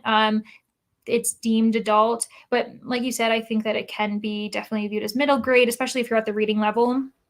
There's a lot of authors like that where they're kind of like viewed as adult, but a lot of classics, for instance, we still teach in middle grade, we still teach in high school. As someone who reads a lot of mystery, Agatha Christie is known as someone who's very tangible for a middle grade audience, even though apparently during her time, she was very adamant that her books were not for children, even though most people like who end up adoring her later in life, like their first time reading her is at like 10 or 11. So Tina, it's a summer book club where you read any books and then talk about them. So it's not about The Liar. Oh, okay, awesome. So it's very like, I kind of like those types of flexible groups because it allows the camaraderie. You can obviously exchange book recommendations, but yeah, it's not necessarily stringent. We have to read these books. And yeah, I think that's the tough time I have with like book clubs, is like, if you all choose a book or if someone does and you're not really interested in it and then you feel like you're forced to do it versus just being a supportive like online community is far more conducive, I think. Like if you all have different tastes, for sure too. Jessica, making something to eat. I love it. I didn't read a lot, but reached 42%. Very nice. You're almost halfway. Like that means like everything's probably coming together. Only about maybe 25% more before like a climactic event happens, per usual. I donate my done puzzles to the local nursing homes. I love that. That's another great community to donate things to. Same as like books, I'm sure. Yeah, like that's actually such a good idea. I'm really glad you brought that up, Lexi, because yeah. It's super easy to frame puzzles. We framed my grandpa's last puzzle. He finished a day before he passed last year. Oh, that's so lovely. And yeah, again, that's like a really great way to like hold on to a memory, hold on to something with a person. I really love that. Yeah, I'm sure that your family's going to really cherish that like forever. Zach, hello, welcome. I don't know how long you've been here, but this is your first comment, so welcome. I'm reading Stardust Thief by Chelsea Abdullah. My puzzles are puzzle cubes. They can be used for decor. I have the British flag solved on my 9x9 right now. Oh, so I've never done like a puzzle cube. Like I've only ever done the very traditional flat lay puzzles, but I have noticed that there are like those really kind of obscure puzzle cubes or even like 3D puzzles where it creates a scene or something. I'm going to have to look into that because I feel like now I've collected so many of the traditional puzzles that I'm ready to go the next step to challenge myself and try something new. It's just a matter of space. Like, same with books, same with anything else. You're kind of like, okay, do I have enough space to put this here? Whereas, yeah, again, the whole DIY thing with the puzzles, it's just gone. It's on my wall now. And now it's actually like taking up far less space than like the box with the puzzle in it. It is. My grandma keeps it hung up behind his chair in their living room. I love that. And like, that's another thing. Like, I never thought like that could be a great way to, yeah, like keep something of someone's, especially because if someone passes, someone we're dear with, it's really hard to kind of pick and choose and how you might keep that person with you, even though they're not with you any longer. And I think that puzzle idea is a really great one. I'm sure. Oh, that's lovely. Yeah, my puzzles aren't nearly as dear, but I love that people find ways to make it like so much more of like a value, not just like monetary value, but in regards to emotional value. We're very close to the next sprinting time. So I suppose this will be the time to like go fill up your water, go to the restroom, totally fine. If you miss out on these last few chatting points, because now I'm just rambling. I'm probably going to halfway through also eat. So I might end up turning off my camera for a little bit just because I'm sure you guys don't want to see me eating. I don't think that's the type of part of YouTube I want to be on. And certainly the mute will be on too because we're not doing any ASMR, Leandra chewing down on some food. We're not going to do that. But I do hope you guys have like a very successful sprint. We're at like almost 4.5 hours, which is just really surprising to me. Like I said, I kind of wanted to get to 6 to 8, and I'm feeling really good right now. So I'm ready to kind of keep on going if others are like for the foreseeable future, at least for a few more hours. So don't feel bad if you've got to like cut in and out as well. Yeah, maybe to catch up on a little time, because sometimes I've gone a little bit longer than 45 minutes or 15 minutes chatting. I'll just reset the timer and we can, yeah, get going. Best of luck, everyone, in this next sprint. I will see you in 45. Oh, wait, one more comment. My diamond art have no special memories behind them. I just like them and going to start hanging them up. Yeah, honestly, like personal decor, I think it for the longest time in this apartment, I was like living with nothing on the walls, and it kind of made me feel as though I was very aware that this was a temporary place. And it's kind of like you got to add things, add color, make it feel like you've lived in it and it's beautiful. Because I think it just like adds to your living experience and makes you, yeah, I think it just adds to your kind of emotional and mental health. So yeah, I love it. Okay, see you guys in 45.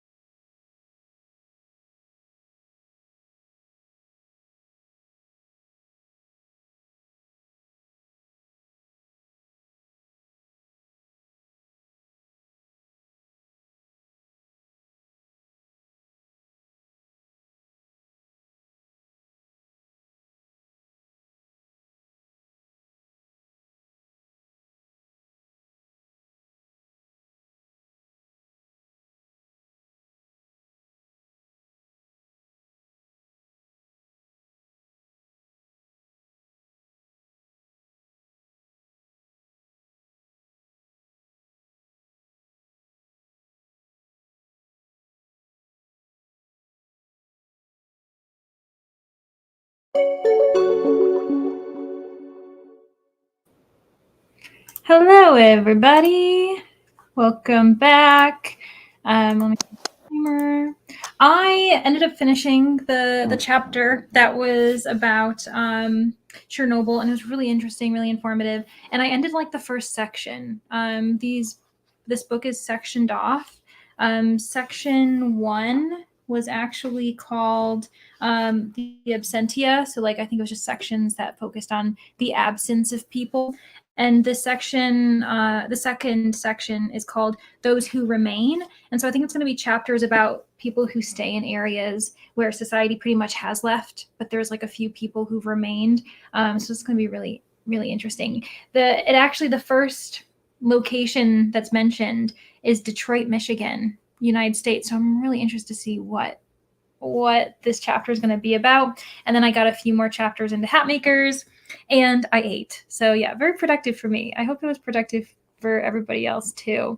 So Steph hopped in quickly to let us know that she finished Fourth Wing. The last 100 pages were intense. Definitely 5 stars. That is awesome. And she's heading off to the pool. If she returns and we're still sprinting, then we'll be good to go. But if not, I told her that that's totally fine. Have fun. Nell's back, not feeling great, so just resting for now. I'm so sorry. I know Jessica also said, hope you feel better soon. Me too. Honestly, when you're not feeling well, I feel like reading or trying to pay attention and focus is the last thing that you can do because your body needs to be your priority. So relax, maybe listen to some soothing music or like rewatch something. I think that when I'm not feeling well, I usually rewatch a favorite movie or like a TV show or something. Yeah, I'm sorry. I hope it's not like if it's like it might be the headache, or maybe stomach.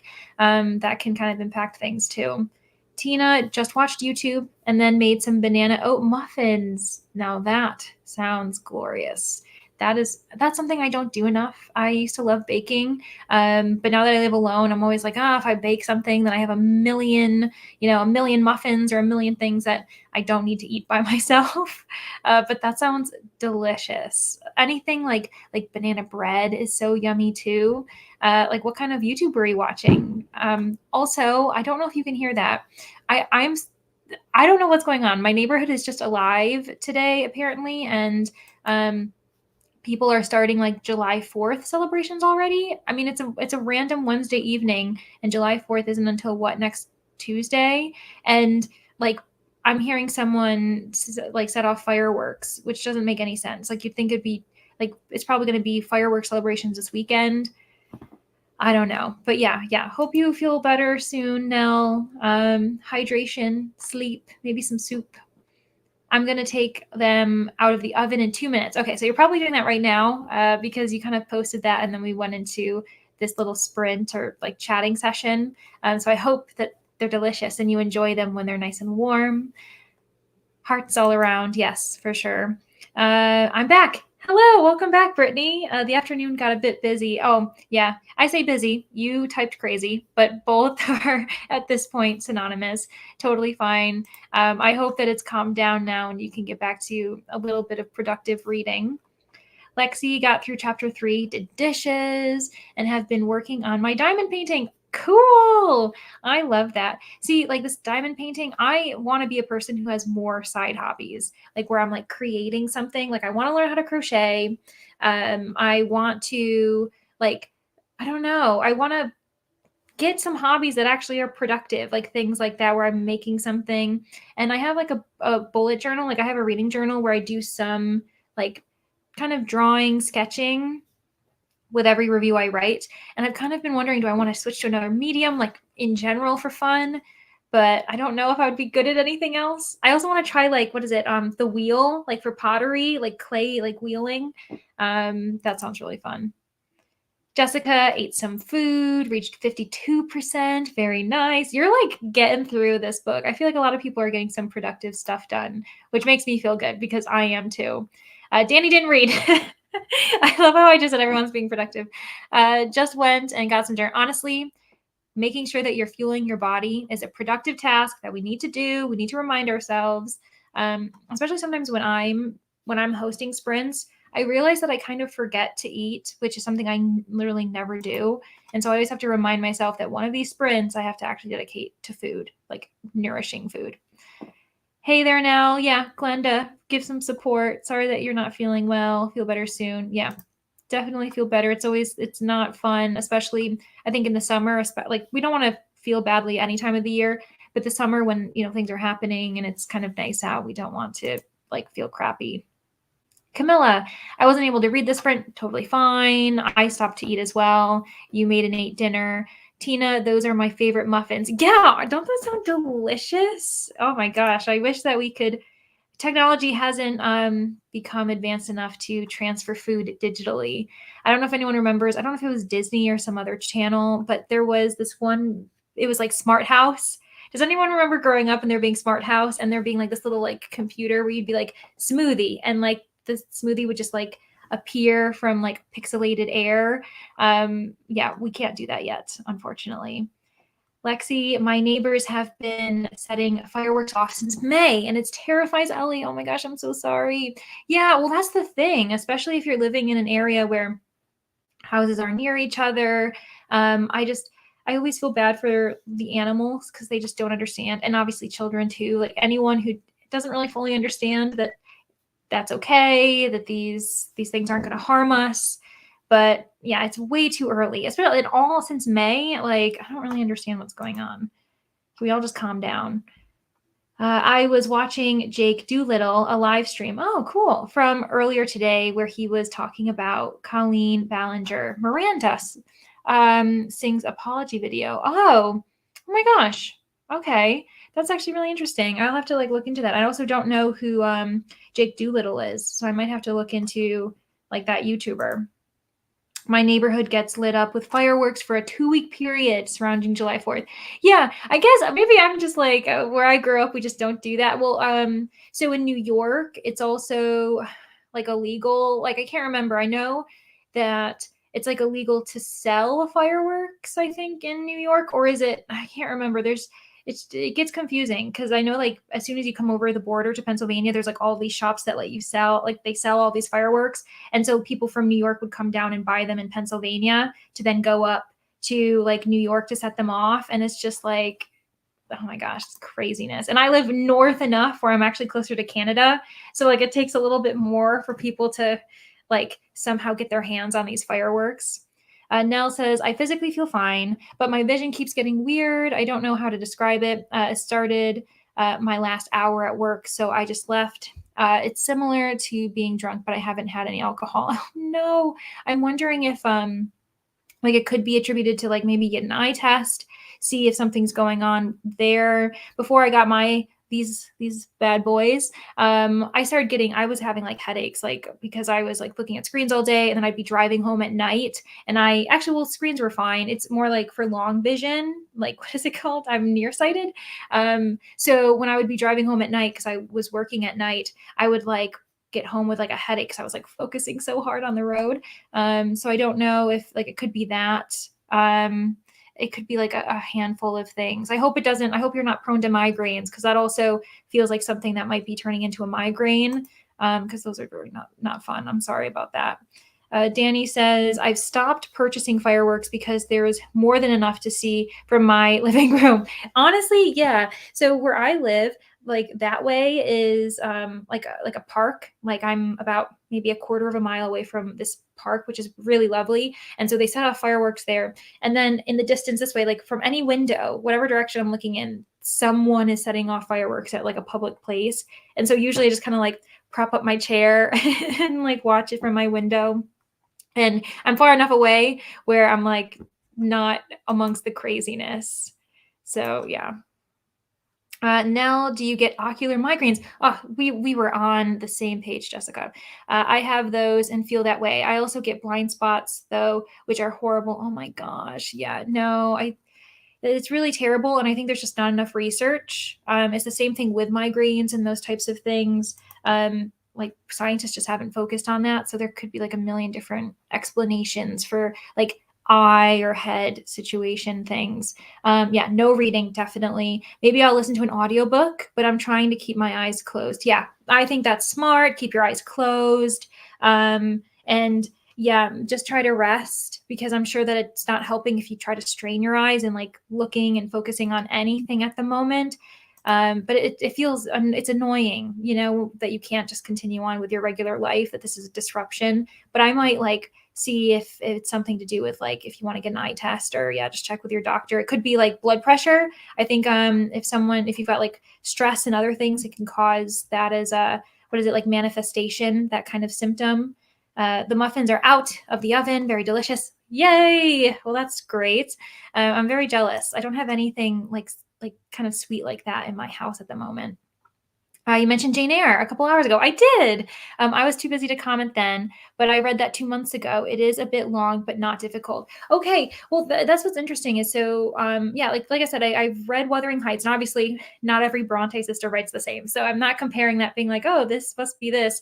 But I've heard that they're similar in tone and kind of compared to, was it Anne Bronte's, like The Tenant of, what is it called? Like hers is a bit different, and I've heard that the other two sisters are a bit similar, and I really enjoyed Wuthering Heights. So like I think I will like Jane Eyre. And if you're saying it's not super difficult, that's my worry. Like I want to enjoy classics, I really do, but I'm always worried about the mental space, and like I want to make sure that I'm not stressed elsewhere trying to focus on this dense work.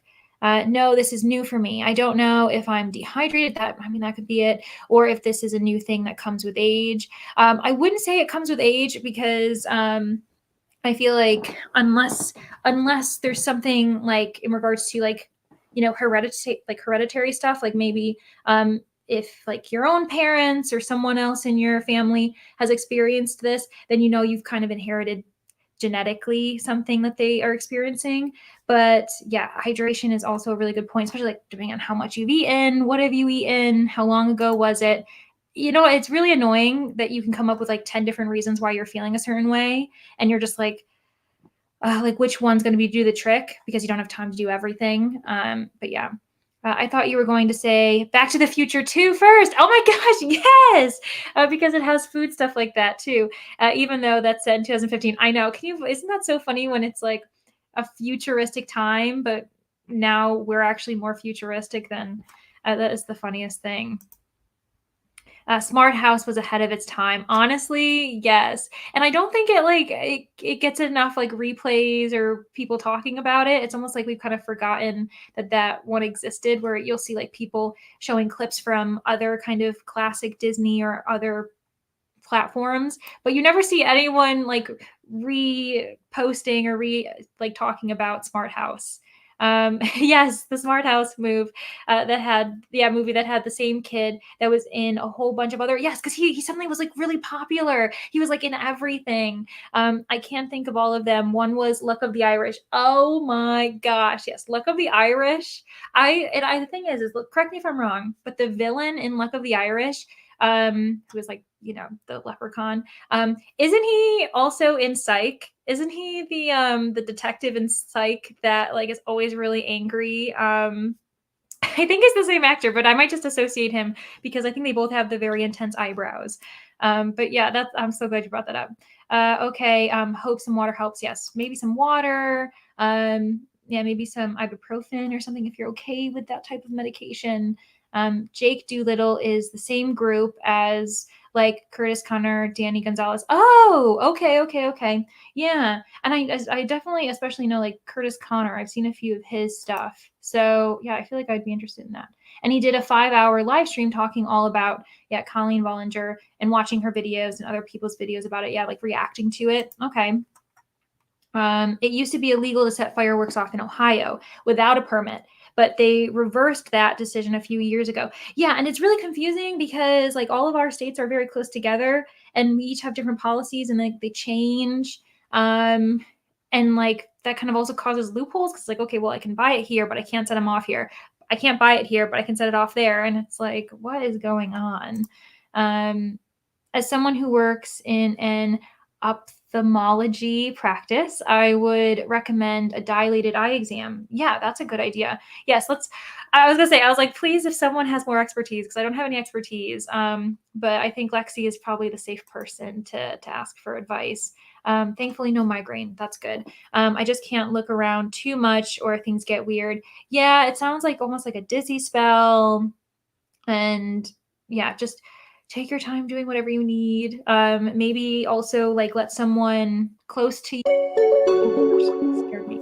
Let someone close to you know that, like, hey, I'm not really feeling well, so that they can kind of keep an eye on you and they know what's up. Because I don't know what your living situation is and everything. But just so that it doesn't suddenly, like, if you need help, they know that they can like help you right away. Truthfully, I am overdue for an eye exam. Honestly, I literally just got one a month ago, like in this last month, because I hadn't had one in a few years, and I guess I was under stress or something. But this is maybe too much information, but my one eyebrow, like at certain times, would start like kind of like twitching, and I was like, am I eye strain? Am I stressed? Like, what's going on? And so I got an eye exam. My prescription hadn't changed that much, so I'm good with these glasses. But like, yeah, the eye doctor was so nice. She's like, probably should be careful about caffeine. Probably should be careful about what's stressing you out. Make sure you're getting 8 hours of sleep. And I'm like, like I hate how like the one time you kind of switch up your like if life is getting a bit crazy and you're not doing these things, suddenly your body is freaking out. I haven't had the twitches in a while though, so I do think it was the caffeine and like the lack of sleep. Um, but yeah, I think it's a good idea to get that eye exam just to kind of get it out of the way and know that you're good to go. They have studied ocular migraines. We don't really know why they happen, except that blood vessels are spasming in your brain for some reason. Oh my gosh, it's so crazy. And can you think about like there was so for so long and still today there are those ideas of people like not trusting that you are in pain, like thinking it's in your head, that you're like doing this to make things up when it's like no, people are in chronic pain or people are experiencing these things and just because science can't explain it that doesn't mean it's not happening. Becca had to leave for a little bit, but now you're back. Welcome. Yes, welcome. We're about to get back into a sprint, but I'm just going to go through these comments quickly. Yes, he's in psych. I knew it. Oh, that's awesome. I do like that actor. He actually does a really good job in his various kind of iconic roles. And that is a really good show. I actually was rewatching it, like, I think about like the beginning of the summer. I watched the first few seasons again, and I was like, oh my gosh, I totally forgot like how funny and just really great that show was. The Tenant of Wildfell Hall, yes, is my favorite classic, really, and possibly my favorite book of all time. Oh my gosh. So I think that Autumn from Nose in a Book and I might be doing a like buddy read this fall for that because I really want to read it and she remembers reading it but doesn't think she finished it because life got crazy. I'm really interested to see like the themes of motherhood in that because a friend of mine did a paper on it once and I'm just really interested. Where I work, we would probably take pictures of your optic nerves just to make sure, but things can sometimes just be weird about the eyes. Yeah. Yep, twitching in just one eye is caused by stress, too much caffeine, and not enough sleep. Oh my gosh, I promise I'm trying to take care of myself. If it's both eyes at the same time, it's a neurological problem. Yeah, it was just this one, I swear. Yeah. Too much caffeine, check. Not enough sleep, check. Stress, check. 3 for 3. Yeah, like, isn't that crazy? Like, these things can just, like, cause, like, physiological symptoms. And so, like, that definitely could be it. But I definitely agree, like, Lexi's the expert. Get the eye exam. If that makes sense. We can feel free to also keep sending in comments. I think that we're usually about 15 like seconds delayed in my talking and you guys responding. But we'll get into another sprint. And yeah, we will talk more about this. And now we will be thinking about you. Take care of yourself, relax, don't move. Basically, listen to an audiobook, close your eyes, and just relax for sure. And maybe lessen the caffeine because that was my problem.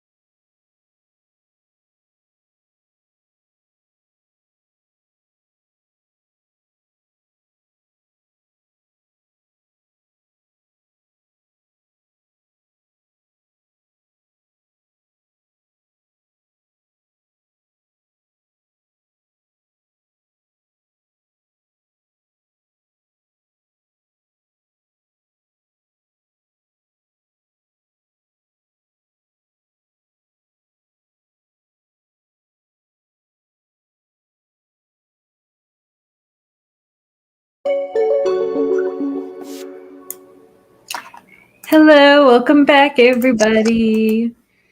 I hope you had a successful 45 minutes for whatever you were doing.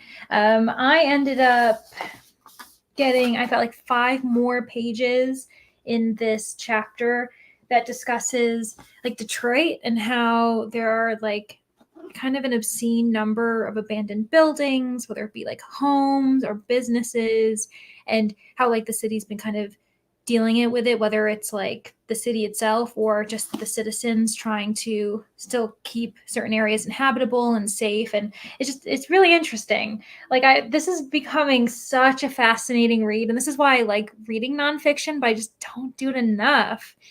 I see that Jean joined us during the sprints. Hello, welcome back. Or you weren't here. I feel like I always see you in various sprints. So I'm always like, oh, she's back, even if it wasn't mine. Yeah, you were here just before or just after we left. So I made sure to say hello, as did Camilla. So Danny, going for a walk with my mom. If I get back and you are still sprinting, I'll hop back in chat. I'll leave you on in the background for watch hours. Thank you. That's so nice. You're probably gone off taking a walk. I hope it's a lovely day. It was a lovely day when I went for a walk a couple sprints ago myself. But yeah, that's really nice of you. There's 12 minutes left in this brand, and I have a lecture. Oh, okay. Starting in like a minute. I have to go. That's totally fine. No worries. I saw this too. I was just watching YouTube, working on my July TBR, maybe see an hour. Yeah, that sounds great. Honestly, also like it'd be interesting to know what people are prioritizing for July. Like was like at least like one book you're like, I'm definitely going to read this in July. I know some people were talking about Jane Austen in July for those who weren't here at the beginning of the sprints, but we were kind of talking about that readathon. Welcome back, Margaret. Yes, we're still going strong. I know that earlier we were saying that 6 to 8 hours, that's a lot, and somehow we've already passed the 6th hour. I can't even believe that. So Tina's lecture started, but she also kindly said that she's going to leave me muted on the TV, so thank you. I appreciate it. If you do look back on this, I hope it was a good class. And then Nicole, right, I am back, finished filming my tutorial. Yay, congratulations. I'm sure that that's really nice just to kind of get that done, especially because you're saying it was like for your Patreon. And so like as someone who is a production assistant for someone who has something similar to that, like for the podcast, like we need to make sure we're, giving people that extra content. So I bet that was really nice to get off your plate. Now there's probably like the editing and stuff though, right? I switched books to City of Bones and started watching Back to the Future. I love it. Were you inspired because we were talking about the food that was just appearing and disappearing? I know we were talking about that for Back to the Future too, but yeah, that's actually so fun. I haven't watched Back to the Future in the longest time. What is it? Is it Matty McFly? Is that his name? It's something McFly, and I can't remember what it is, but it was always really funny. I saw that like John Mulaney special, the comedian, and he was talking about how like it's called Back to the Future, but like he goes into the past, and it's like just the weirdest plot ever, but it's gold. Nicole says, now to get some editing done in the next sprint. Yep. It's always, that's that thing. It's like, oh yes, finally filming, got that done. And you're like, now the actual, probably more mentally consuming task is editing. 38 pages of Hellbent. Brittany, you are flying through this book. That is awesome. Are you enjoying it as much as you enjoyed like Ninth House? I can't remember. I'm assuming you must have read that before you jumped into here, because we were saying that was the first book and Hellbent's the second. It'd be interesting to kind of hear like a comparing. Do you have a preference already? So Nell turned on Love is Blind Brazil and made some voice notes for when I do my next vlog update. Oh, that's awesome. That's actually really smart. Voice notes has become something I've utilized far more often. Just because it's like, it's nice if you're thinking, but you're like, I don't have pen and paper to write anything down. Just leave yourself a voice note. I do that all the time, especially I go for walks, like not every day, but frequently I'll go for a couple miles. And if I have an idea or something, I'm like, oh, I don't have anything. And I leave myself a voice message. But also Love is Blind. I've only ever seen the first season of that in general, let alone the Brazil version. But that's a wild time. I should actually get back into that too. Hello, Bree. Welcome. Welcome, welcome, welcome. Are you still sprinting or was that the last one? No, we're still going. Just got back to my hotel for the evening. Well, lovely. I'm sure you had a really, really busy day. Yeah, so I'm honestly still good to go for probably, I think I might do 2 sprints. So this is going to be like our second to last one after this chat. And then I'm going to call it a day. But this has been so successful. Like I've been really productive. I hope you all have too. Marty, yes, thank you, Margaret. That is somebody, Marty McFly, and I see that Lexi came in as well. I knew it was an M. I knew there was some alliteration going on. That's very funny. That's me tonight. I've got a TBR to get up. Oh yeah. Seriously, it is that time.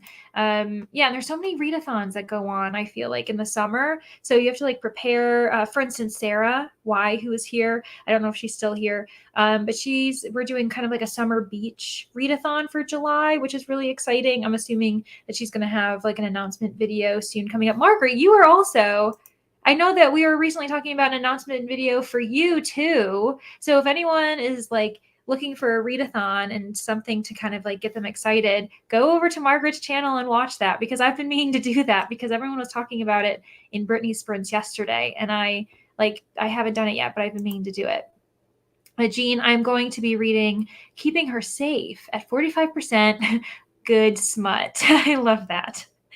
It is Jean approved. That is awesome. And you're halfway through, so like you can expect probably double what you've seen so far. That's cool. So Lexi, played by one of my friends' celebrities crushes, Michael J. Fox. Oh my gosh, yes. Oh my gosh. Honestly, like he is such a charismatic person, isn't he? Like Michael J. Fox really was. Like he was another kind of person we saw like in various things all at once. But I think that's like his iconic, well-known character is when he was doing like Back to the Future. He actually, and also speaking of nonfiction, because I'm reading nonfiction, I know that he has, I don't know if it's an autobiography or a memoir, but it kind of came out a few years ago or something like that. I've been wondering if I want to read that because I feel like he would be a really thoughtful, interesting person, especially from his own perspective.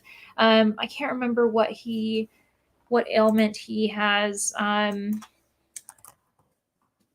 going to quickly look it up, and all of you are probably already typing it because I don't know anything. Let me see here. Oh, Parkinson's. Yeah. Oh my gosh. Like I know that he's done like a lot of work for that kind of community and awareness. So that's been really interesting. And hopefully helpful for like scientists and things to like get on that. We've been talking about a lot of medical things in these chats recently, but I haven't even thought about my booktube content yet. Oh, I know. Yeah, Nicole is focusing on her like other channel. So yeah, totally understand. You're in craft mode. Totally. I'm at 90% of station 11. I would totally recommend it to you, Leandra. Listen, Jean, you don't have to because I've read it and I also love that book. Honestly, Emily St. John Mandel is the author, and I read that a couple years ago. Like honestly devoured it, thought it was really fascinating. For anyone who's interested in it, just be aware that it is dystopian world post a pandemic. So it can be a bit much for some people, and maybe they're not ready for it just yet, but it is honestly phenomenal. It's really interesting, and I love the kind of back and forth like perspectives in that one. It made me then decide to read Sea of Tranquility, which like I pre-ordered that because I knew I was going to like it, and I gave that 5 stars. Sea of Tranquility is amazing. So Jean, I think you have your next read if you haven't read that yet. And then, so Margaret says, oh, we love to see it. Yes, we need to support each other. Focus on each other's like TBRs. We can do this. Those who mood read also get excited because you can just kind of follow the waves wherever it takes you. I was teaching a bag tutorial, and they're mentally taxing, and the editing is crazy. Oh, I'm sure, especially with tutorials, because you have to almost think about what questions people might have so that you can answer it before, like it's one of those things where you almost want to anticipate where people might struggle, rather than if it's more in person, you can see what people are doing. That's really fascinating. It's for a readathon that I'm running. Yay! So I have to post it. LOL. Yes, exactly. That totally makes sense. Yes, the mid-year reading scramble. What a fun name. Super chill and made to work with other readathons. I love that. Yeah, we've talked about like flexibility as well in various forms of like booktube and bookish, related community stuff. And I love it when readathons like can kind of overlap with each other, so you don't feel like you have to dedicate yourself to one or the other, or for instance, just like overwhelm yourself, because reading is supposed to be fun. So if you feel overwhelmed and you're like, I've got like 25 books on my TBR, it's impossible, then no, we don't need that. So that's really cool. I'm excited. Parkinson's. Yep. Perfect. Thank you. Everybody knew this and I didn't. So I really appreciate that. My friend has kept us all well updated over the years. Yeah, I bet. Honestly. And I feel like I should be more informed about it too, especially with like Michael J. Fox being this kind of, big figure who's made sure to make people aware of it. Yeah, but like honestly, really inspirational person. She made an entire slideshow. She made her sister and I sit through several times throughout high school, totally pulling it out for her wedding next year. I love it. Yes, you need to do that. Oh my gosh, that is the funniest thing. Back in the day, she probably didn't think about that coming up on her wedding, but I think everyone will thoroughly enjoy that. So Nell says, I used to watch Family Ties. Oh my gosh, that's right, on Nick at Night. Though Michael, I thought Michael was so hot. Honestly, right? Like he was charismatic, he was smooth, he was funny. Like honestly, he had everything. Michael J. Fox has three autobiographies. Oh my gosh, that is crazy. I mean, I'm assuming it makes you wonder, does he kind of how he organizes it by theme, or like what his motivation is for each one. I can't imagine you can think to do it chronologically, like knowing you're going to do it in 3 sections. But so yes, Nicole is responding to Margaret saying my craft channel is Davarna Lee Design Studio. Yeah, and like honestly, everybody check it out. It is a professional, cool looking YouTube channel where she's got all these different videos, all these different craft tutorials and everything. So like no matter where you're at, you can start from that, like from beginner to a bit more like accelerated, kind of knowing what you're doing, advanced content. Yeah, that's really cool. When I finally learned how to crochet, I'm obviously going to go to Nicole's channel to figure that out. So I'll definitely have to check it out. Yeah, everybody go check it out for sure.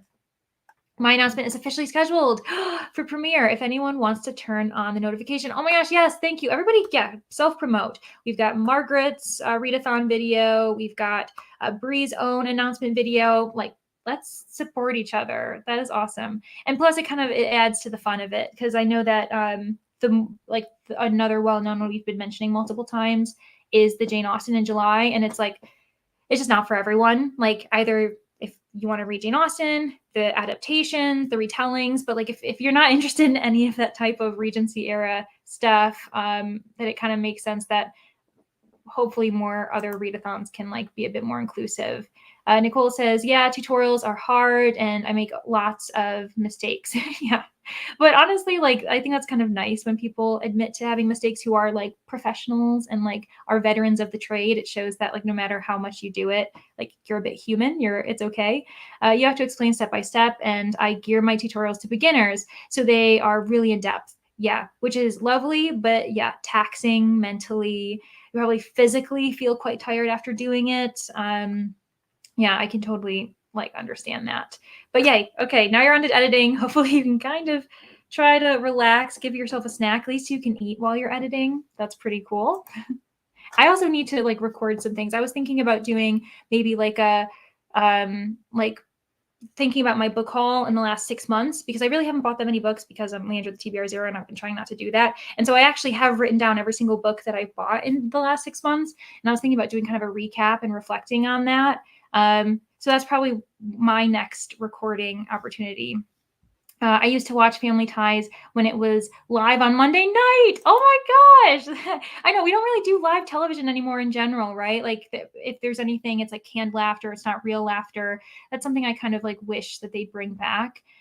Certain shows do it, but not all of them. Tutorials are lifesavers. They're the only reason I didn't give up on learning to crochet. Yeah, I swear I want to do it so badly. It sounds so fun. And there are like so many gifts. You can like make gifts for people, which I absolutely love the idea of making a gift for someone. He has different themes for each book as well as parts of his life. Okay, yeah, that's really interesting. I think he just has stuff to say. I totally recommend it. Oh my gosh, yeah, it's an audiobook. That he probably like reads it aloud himself, I'm imagining. If not, someone must do a really good job because they wouldn't just have anyone do it. Yeah, that's actually a really good idea. I need to film a casual chatty video tonight. Yeah, those are actually really fun. The really kind of chatty ones are a bit more conversational. I feel like the pressure's off a little bit compared to the kind of orchestrated, planned sit-down videos. Camilla says, I learned how to crochet from watching YouTube videos. Honestly, YouTube is like, I mean, it's a great resource for numerous things, but figuring out how to do something and like being able to see someone do it. When I first like was living alone for the very first time, I like looked up how to clean a toilet because I like never had to. My parents just did that for me and I didn't have to think about it. And like YouTube helped me become a better like apartment renter and like make sure I'm taking care of my apartment. It's very soothing and great if you need to occupy your hands while you're listening or watching something. Yeah, that's what. And I've seen you during sprints, like during the chatting parts, like going. I'm assuming you've been crocheting during that. Yeah, I just love that. And Camilla agrees. Rising. Oh my gosh, Camilla, I started saying half of your name. My first two projects I got from videos. They're great. Yeah, that's awesome. Yeah, I love it. Okay, so we're gonna go into our second to last reading sprint. Feel free to like watch YouTube or do whatever you want to do. Let's see what she said. I crochet while chatting all the time. Yeah, I loved that. As soon as I saw that, I was like, she's a multitasker. Good for her. Yeah, so we'll go into the sprint and everybody, yeah, feel free. Yes, subscribe to Nicole. I highly support that. We're going to need to start a stitch and read sprint. I would love that. If someone who like wants to host and like we could do like in the chatting session, like learn how to crochet, that would be so fun. I'm just learning how to crochet myself. So once I learn, I will be doing some tutorials in the future. Love it. Yeah, that's so cool. Okay, I just got really excited because all these comments came in for crocheting, but okay, I will see everybody in 45.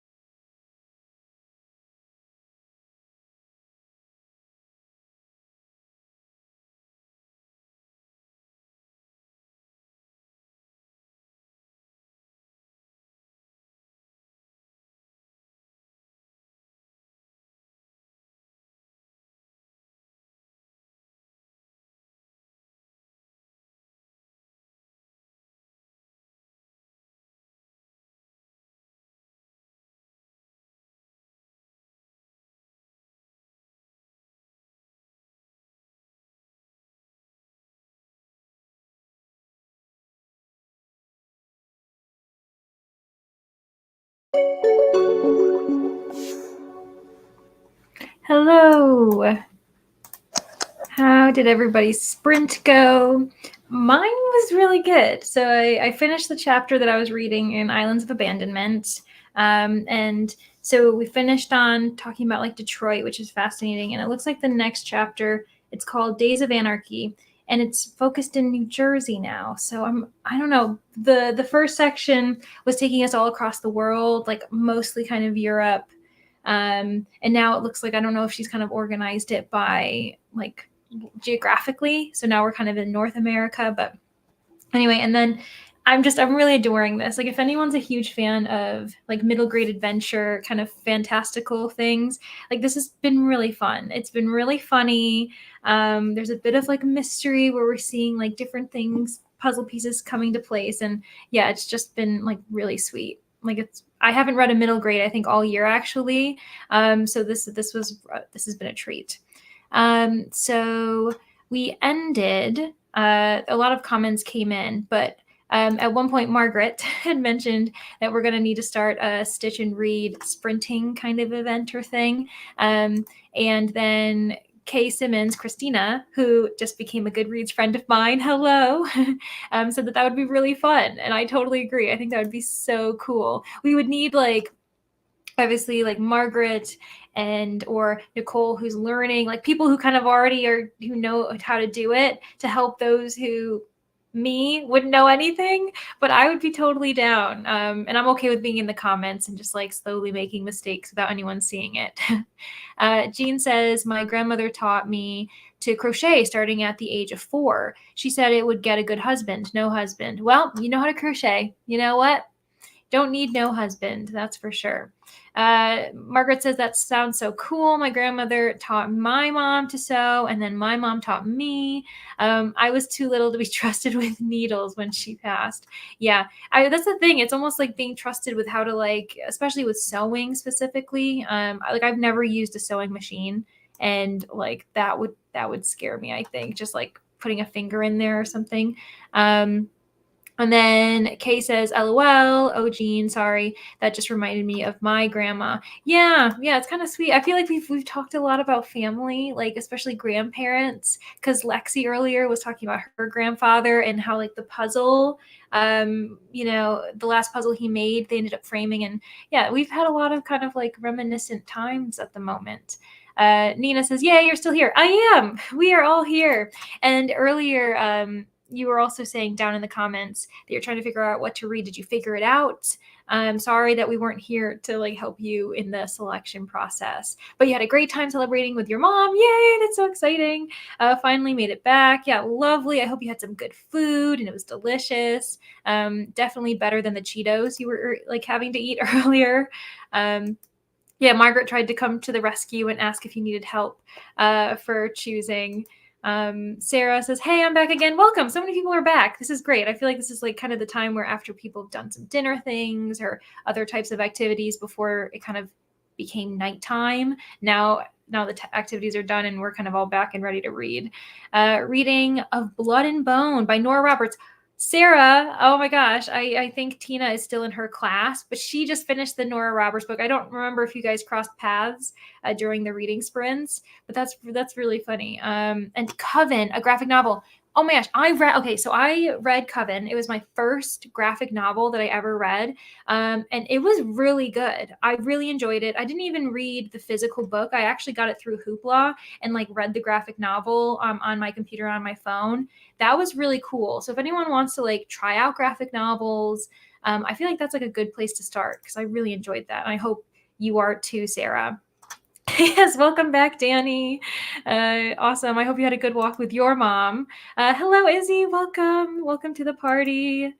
Okay, the lecture's over. Oh my gosh, Tina. Yes, conversation with Sarah. I know you guys aren't reading the same Nora Roberts book, obviously, but I just think that's very funny. Welcome back. Yes, welcome. Glenda is the welcome wagon today. I love it. Yes.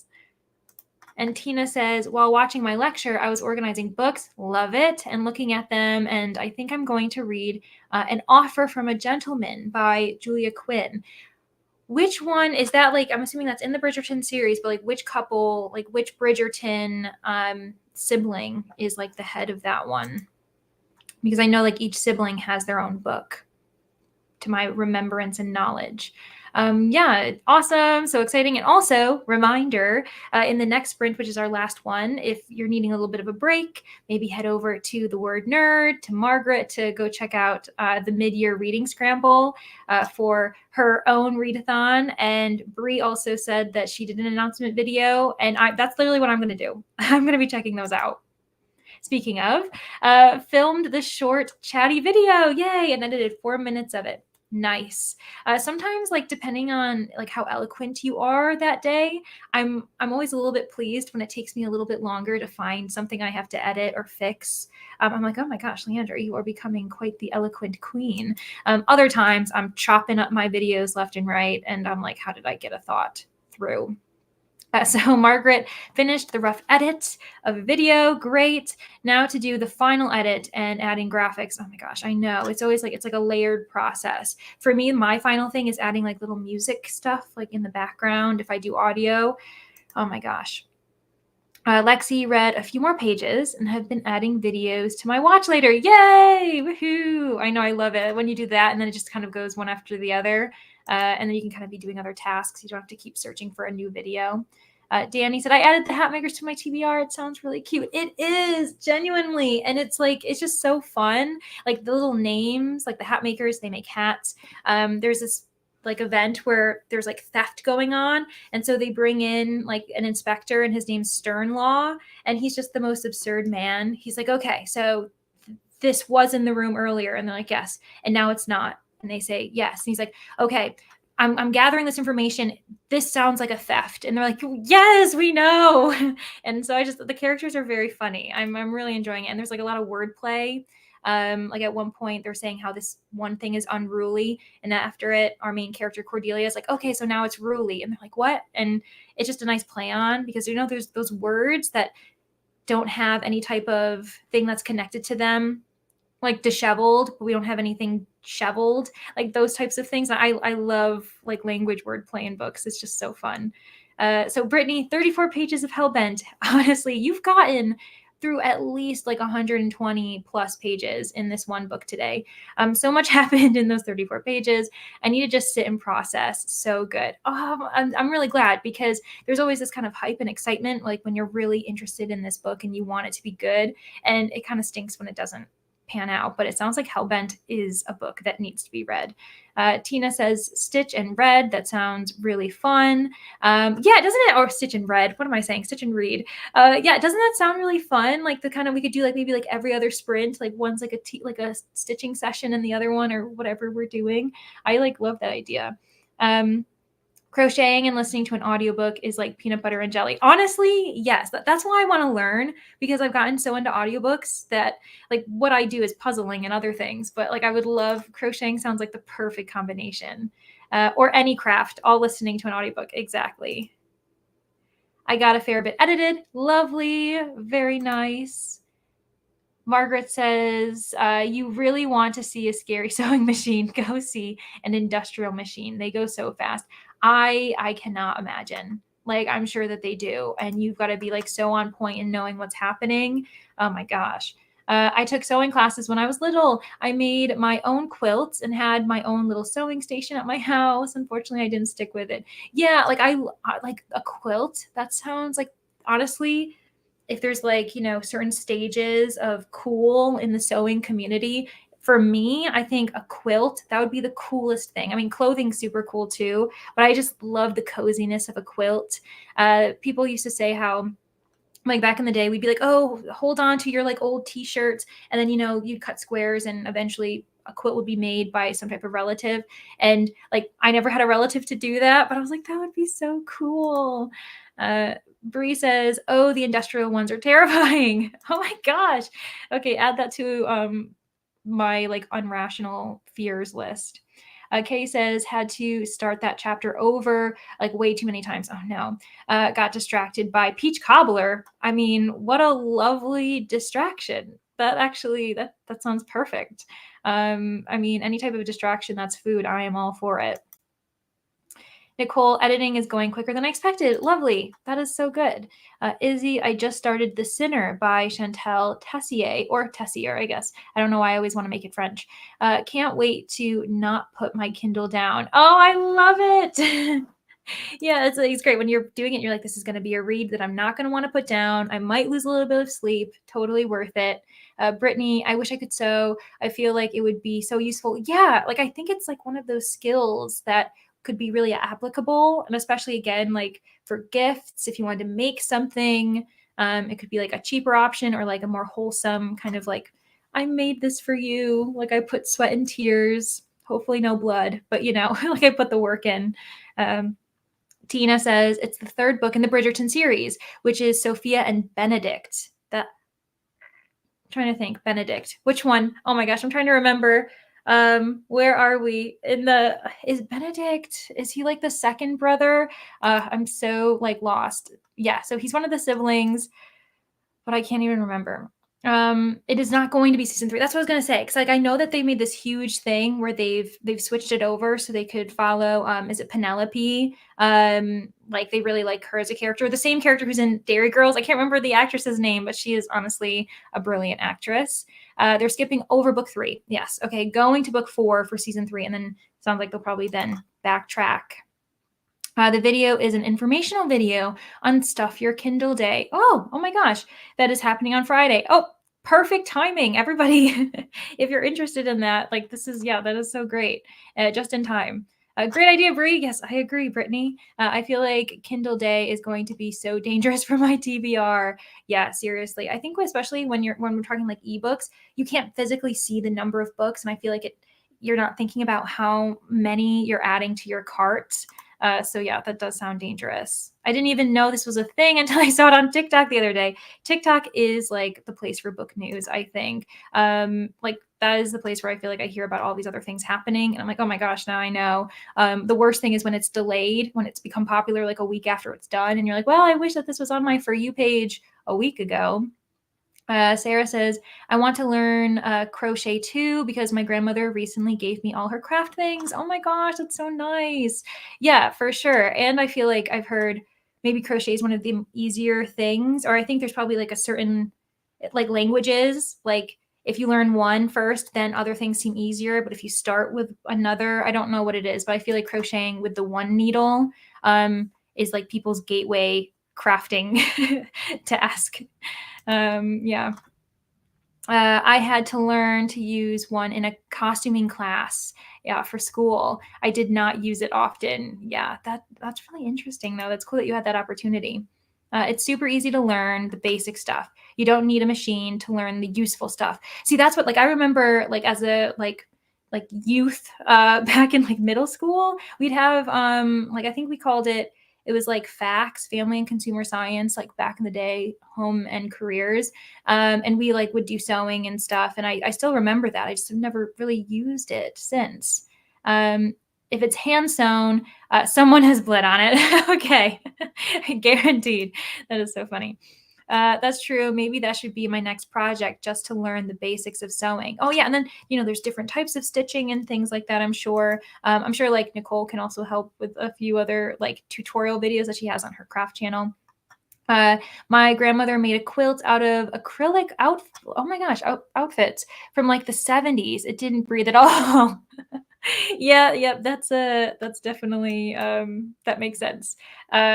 Nicole is saying, alert, alert, wait, what's going on? Kindle Day, like, what is this you speak of? Please, those in the comments, inform her of what even this is going on. Especially, like, one, does that suggest that it's probably like worldwide then? Or is this like a certain promotional thing that's only happening, say, like in North America and the United States?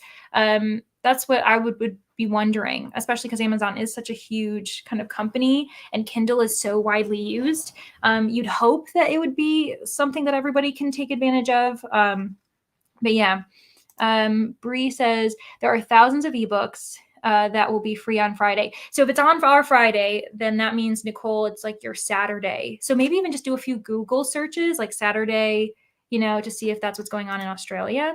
I had dinner and now I want a cheeseburger and a McFlurry. Yeah, right. Isn't that always the thing when you're craving something? I had a milkshake for the first time in a really long time the other day, and I was like, oh my gosh, I forgot how good these are. Free Kindle books. Yeah. Free Kindle books are great. Also, like, if you're in the northern hemisphere, like you have access to Libby. I know that Libby can send books to your Kindle too, which is always kind of nice if you're someone who can't necessarily participate in buying a bunch of ebooks. Not sure if it's worldwide. Yeah, isn't that the kind of question? Some of them are already free. What? Oh my gosh! I just hope my walls. Hopefully, my apartment walls aren't that loud or like thin, because that just got really loud. Oh my gosh, free books. I will have to Google that. I will have to too, because I do have a Kindle. So yeah. It would depend on regions. Okay, contracts. Oh yeah. So probably which books are available is different based on your country. That's a really good point, Margaret. Yeah, because they determine where they can be sold, and probably like certain pricing things and various stuff. That totally makes sense. They have a huge list of books that will be listed. Oh my gosh. I got a bunch yesterday from the link. What? The link? What is going on? I'm gonna have to look into this too. Awesome. I'm all over that. Yeah, for sure. Right. Yeah, that's so cool. Okay, so let me just get things ready, and then I'm sure there's gonna be a few more potentially comments coming through. This is gonna be our last sprint, 45 minutes, and we'll come back and chat. And also, if anyone knows of someone who's sprinting right now, so that people know who to go over to next, that'd be super helpful for other people. I know that tomorrow we have Neva, who's got sprints in the evening. We also have Nicole, who always has sprints Thursday nights for those in the US, but they're like Friday morning if you're in the Southern Hemisphere. Carissa from Lovable Books is having her first ever sprinting event on Saturday. So if people could go support that, that'd be really lovely. I did make a little notice of it in my community tab. So if that's where you can find it if you're not really sure how to find Carissa's channel. But yeah, everybody let people know in the comments what if you're sprinting in the next week, because that would be like just really nice to know. And then they can all hit notify me if it's already scheduled. When I learned to knit, I was trying to crochet with knitting needles. There was a lot of swearing. Yeah, I bet. That is so funny. Hold on, I will try to share. Yes, please. Even if like, I don't know if you can share links on the thing, but even if it's just like, because that might be difficult. Oh my goodness. Is sprinting. Oh, okay. I was like, how do you even say this? Is it Allie Bit of Monica? A little bit of Monica. I love that name. What? Oh my gosh, I'm gonna have to go like check that out right now. That is the funniest name ever. A little bit of Monica. You saw me struggling. Those were the links I got yesterday. Okay. I don't know if they ended up going through, because I think links are really weird. But yeah,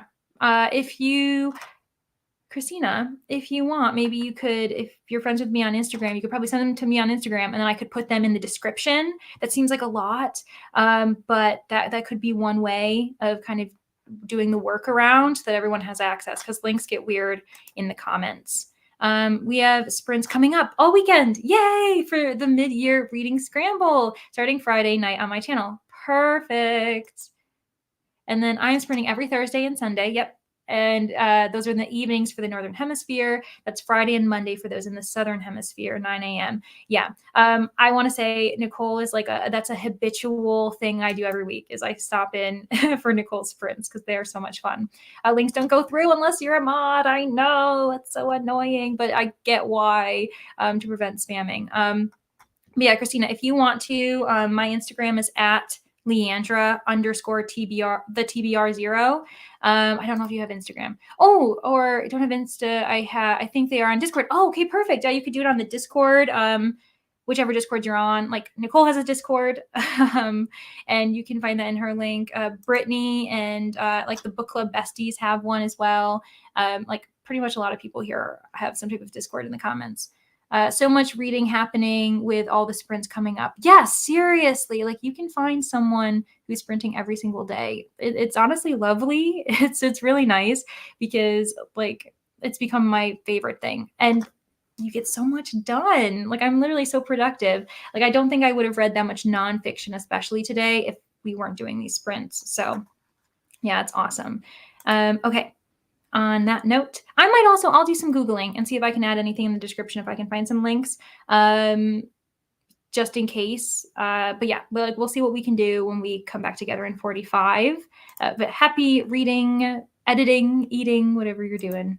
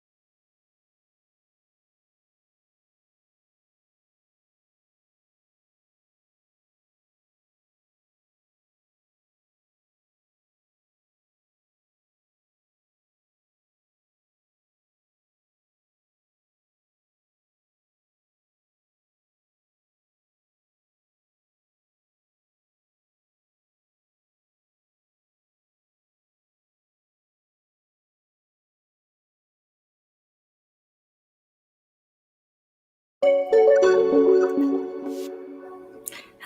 everybody. I might as well get rid of that little timer. Nope. Get rid of myself. Hey, welcome back. I hope your last sprint was really successful. Just a reminder, after we're done chatting, or if you're kind of okay with leaving now, a little bit of Monica, who has a great name. Again, she is sprinting right now, and I made sure to subscribe, so I probably will head over there when I'm done just to say hello and kind of see what's going on. But I kind of relaxed. I went over to Margaret's YouTube channel and watched her announcement video, which was so fun. I'm so excited for this, especially because of the various different types of prompts you can do depending on what your need is for this reading scramble. So I'm totally going to do like the physical TBR one because that obviously is up my alley. And I made sure to hit notify me for Bree's announcement video for her own readathon, which also looks really cool. I'm trying to see where we were at. So I read a little bit more of hat makers, and I discovered that there's like a full-on glossary. Like, oh my gosh, for like the very fun ingredients of like making hats. And that's just like added so much texture because now I kind of understand what the various, like more in depth, what each ingredient means and stuff. And I didn't even realize that was there, but it was awesome. So Brittany had headed off. Totally cool. She's probably gone. Very understandable. It's an hour later for her where she is. She's one time zone earlier than me. So it's like 11:20 for her. And I agreed with Nicole going to burn through some audiobooks with all of the sprinting events that are going on. Very exciting. People were saying goodnight to Brittany, seeing her on like Neva's channel because Neva's doing sprints tomorrow too, along with Nicole. Yep, we're on Nicole's channel. Glenda, you and me, we are on the same page. I put this up for a little bit, but I did do a few links that I could find in regards to like Stuff Your Kindle Day, for those who are really interested in that. And there was this cool link for like free books, which I totally am going to take advantage of. Christina also posted 4 links on Nicole, Dusty Book Sniffer's Discord. So if you're not on that Discord, go make sure you join the lovely community. It's really nice and very vibrant. There's so many different things going on over there. I like can't keep up. But she did it in the general chat. And yeah, that was really thoughtful. So thank you so much. And then we had a little discussion about Discord and how it can be so confusing. She said, technology is so confusing. I feel old. I just got the Discord for the readathons. But this June, my kids' mouths all dropped when I told them. And that made me laugh. And I basically brought up how, like, I remember back in the day when AOL Instant Messenger, if anyone remembers that back in the day. I kind of like felt like I was relearning this new thing. But the internet came out after I graduated, so I think I am doing well, even though I have no idea what I'm doing half the time. Yeah, you and me both. Margaret jumped into the conversation and said, Discord is ... too much for my brain sometimes, especially when they all have notifications. Yes. Oh my gosh, it's so overwhelming. I had one, but avoided it until Twitter started spiraling. And then, I don't have Twitter or Instagram or TikTok. I did have Twitter for a minute when someone I knew was on The Voice. Oh my gosh, that's really cool. And that was like my first or second post on Discord. Yeah, I think it's more for me. I like to kind of be in the background as well, just see what's going on and not really like participate by commenting. Margaret responded, I have them all. I don't use them all anymore, but I have them. Yeah. I have that too, where I definitely have certain accounts, but I just don't log in or do anything anymore. Every time a new one comes up, I try to grab it so I can, grab the word nerd. That's really smart branding. Tina just watched TikTok. Yep, that is honestly really nice, especially like so many hours of sprinting and doing other things. I think this was probably a good decompressing 45 minutes for some people. Just doing a few mindless tasks. I went down the real rabbit hole for a little bit on my Instagram. Still working on that video, but about to go to bed. Sounds good, Margaret. Yeah, thanks so much for being here for so long. And that goes along with everybody. This was like a really nice experience. It's always kind of nerve-wracking to do this by yourself, but you all made it like really nice and really easy. So I do appreciate it. Thanks for the sprints and helping me finish my book. Have a nice night. You too, Tina. And I hope that classes and everything went well as well. We never really checked in on that, but I'm 3/4 of the way through my editing. So close, going so much quicker than I thought. Honestly, that is such a blessing. That is awesome. Speaking of, we've got someone at the end of the light, at the tunnel. We've got Brie who finished editing. So Brie is currently in the state of like probably euphoria that Nicole is so close to. Now just working on getting it uploaded. Yeah, that's another its own battle, and all the links and stuff. Totally. I got to 50% in City of Bones. Oh my gosh, you are like gunning through that. Nice job, Lexi. I have about 100 pages left in my Nora Roberts book. Hope to finish it tomorrow. Yeah, sounds good. I mean, people are sprinting, things are happening, and it's Thursday for us in the Northern Hemisphere. For some reason, I was about to say it's Friday. I'm about halfway done. Danny, you are speeding through that too. The last heir of Blackwood Library, and at this point, it could go either way. Oh my gosh, you're on like tender hooks. I'm intrigued, but I'm not happy with the reasons like decisions are being made. That's so tough too, because you're like, this has like all of these really great ingredients that I'm into, but if like certain characters aren't doing what you want, it's yeah. You're gonna have to like keep us updated on what you think. Thanks for the links, Kay Simmons. Yes, thanks, Christina. Very helpful. We all appreciate it. Free books is like what brings us all together, right? Glenda also, Sarah Y is hosting sprints to kick off Beachathon. Yes, on her channel on Friday. So excited for that. That's a super low-key fun event too. Like we've got 2 different teams. I'm on dolphins, but there's also crabs. So Brooklyn reads, she and I are doing dolphins, and then Neva from Reading When Neva and Brittany loves reading. They're the crabs, and we're probably going to be doing some like reading sprints that way. Throughout the month, which is like, honestly, whatever readathon you're doing, like obviously feel free to join. Like if you're not going to be doing, say, Margaret's readathon, like obviously you're more than welcome on her channel for like when she's doing sprints and things, because it's just fun. So don't feel pressured if you're not a readathon person. But yeah, Beachathon is also happening in July. Thanks, Glenda, for bringing that up.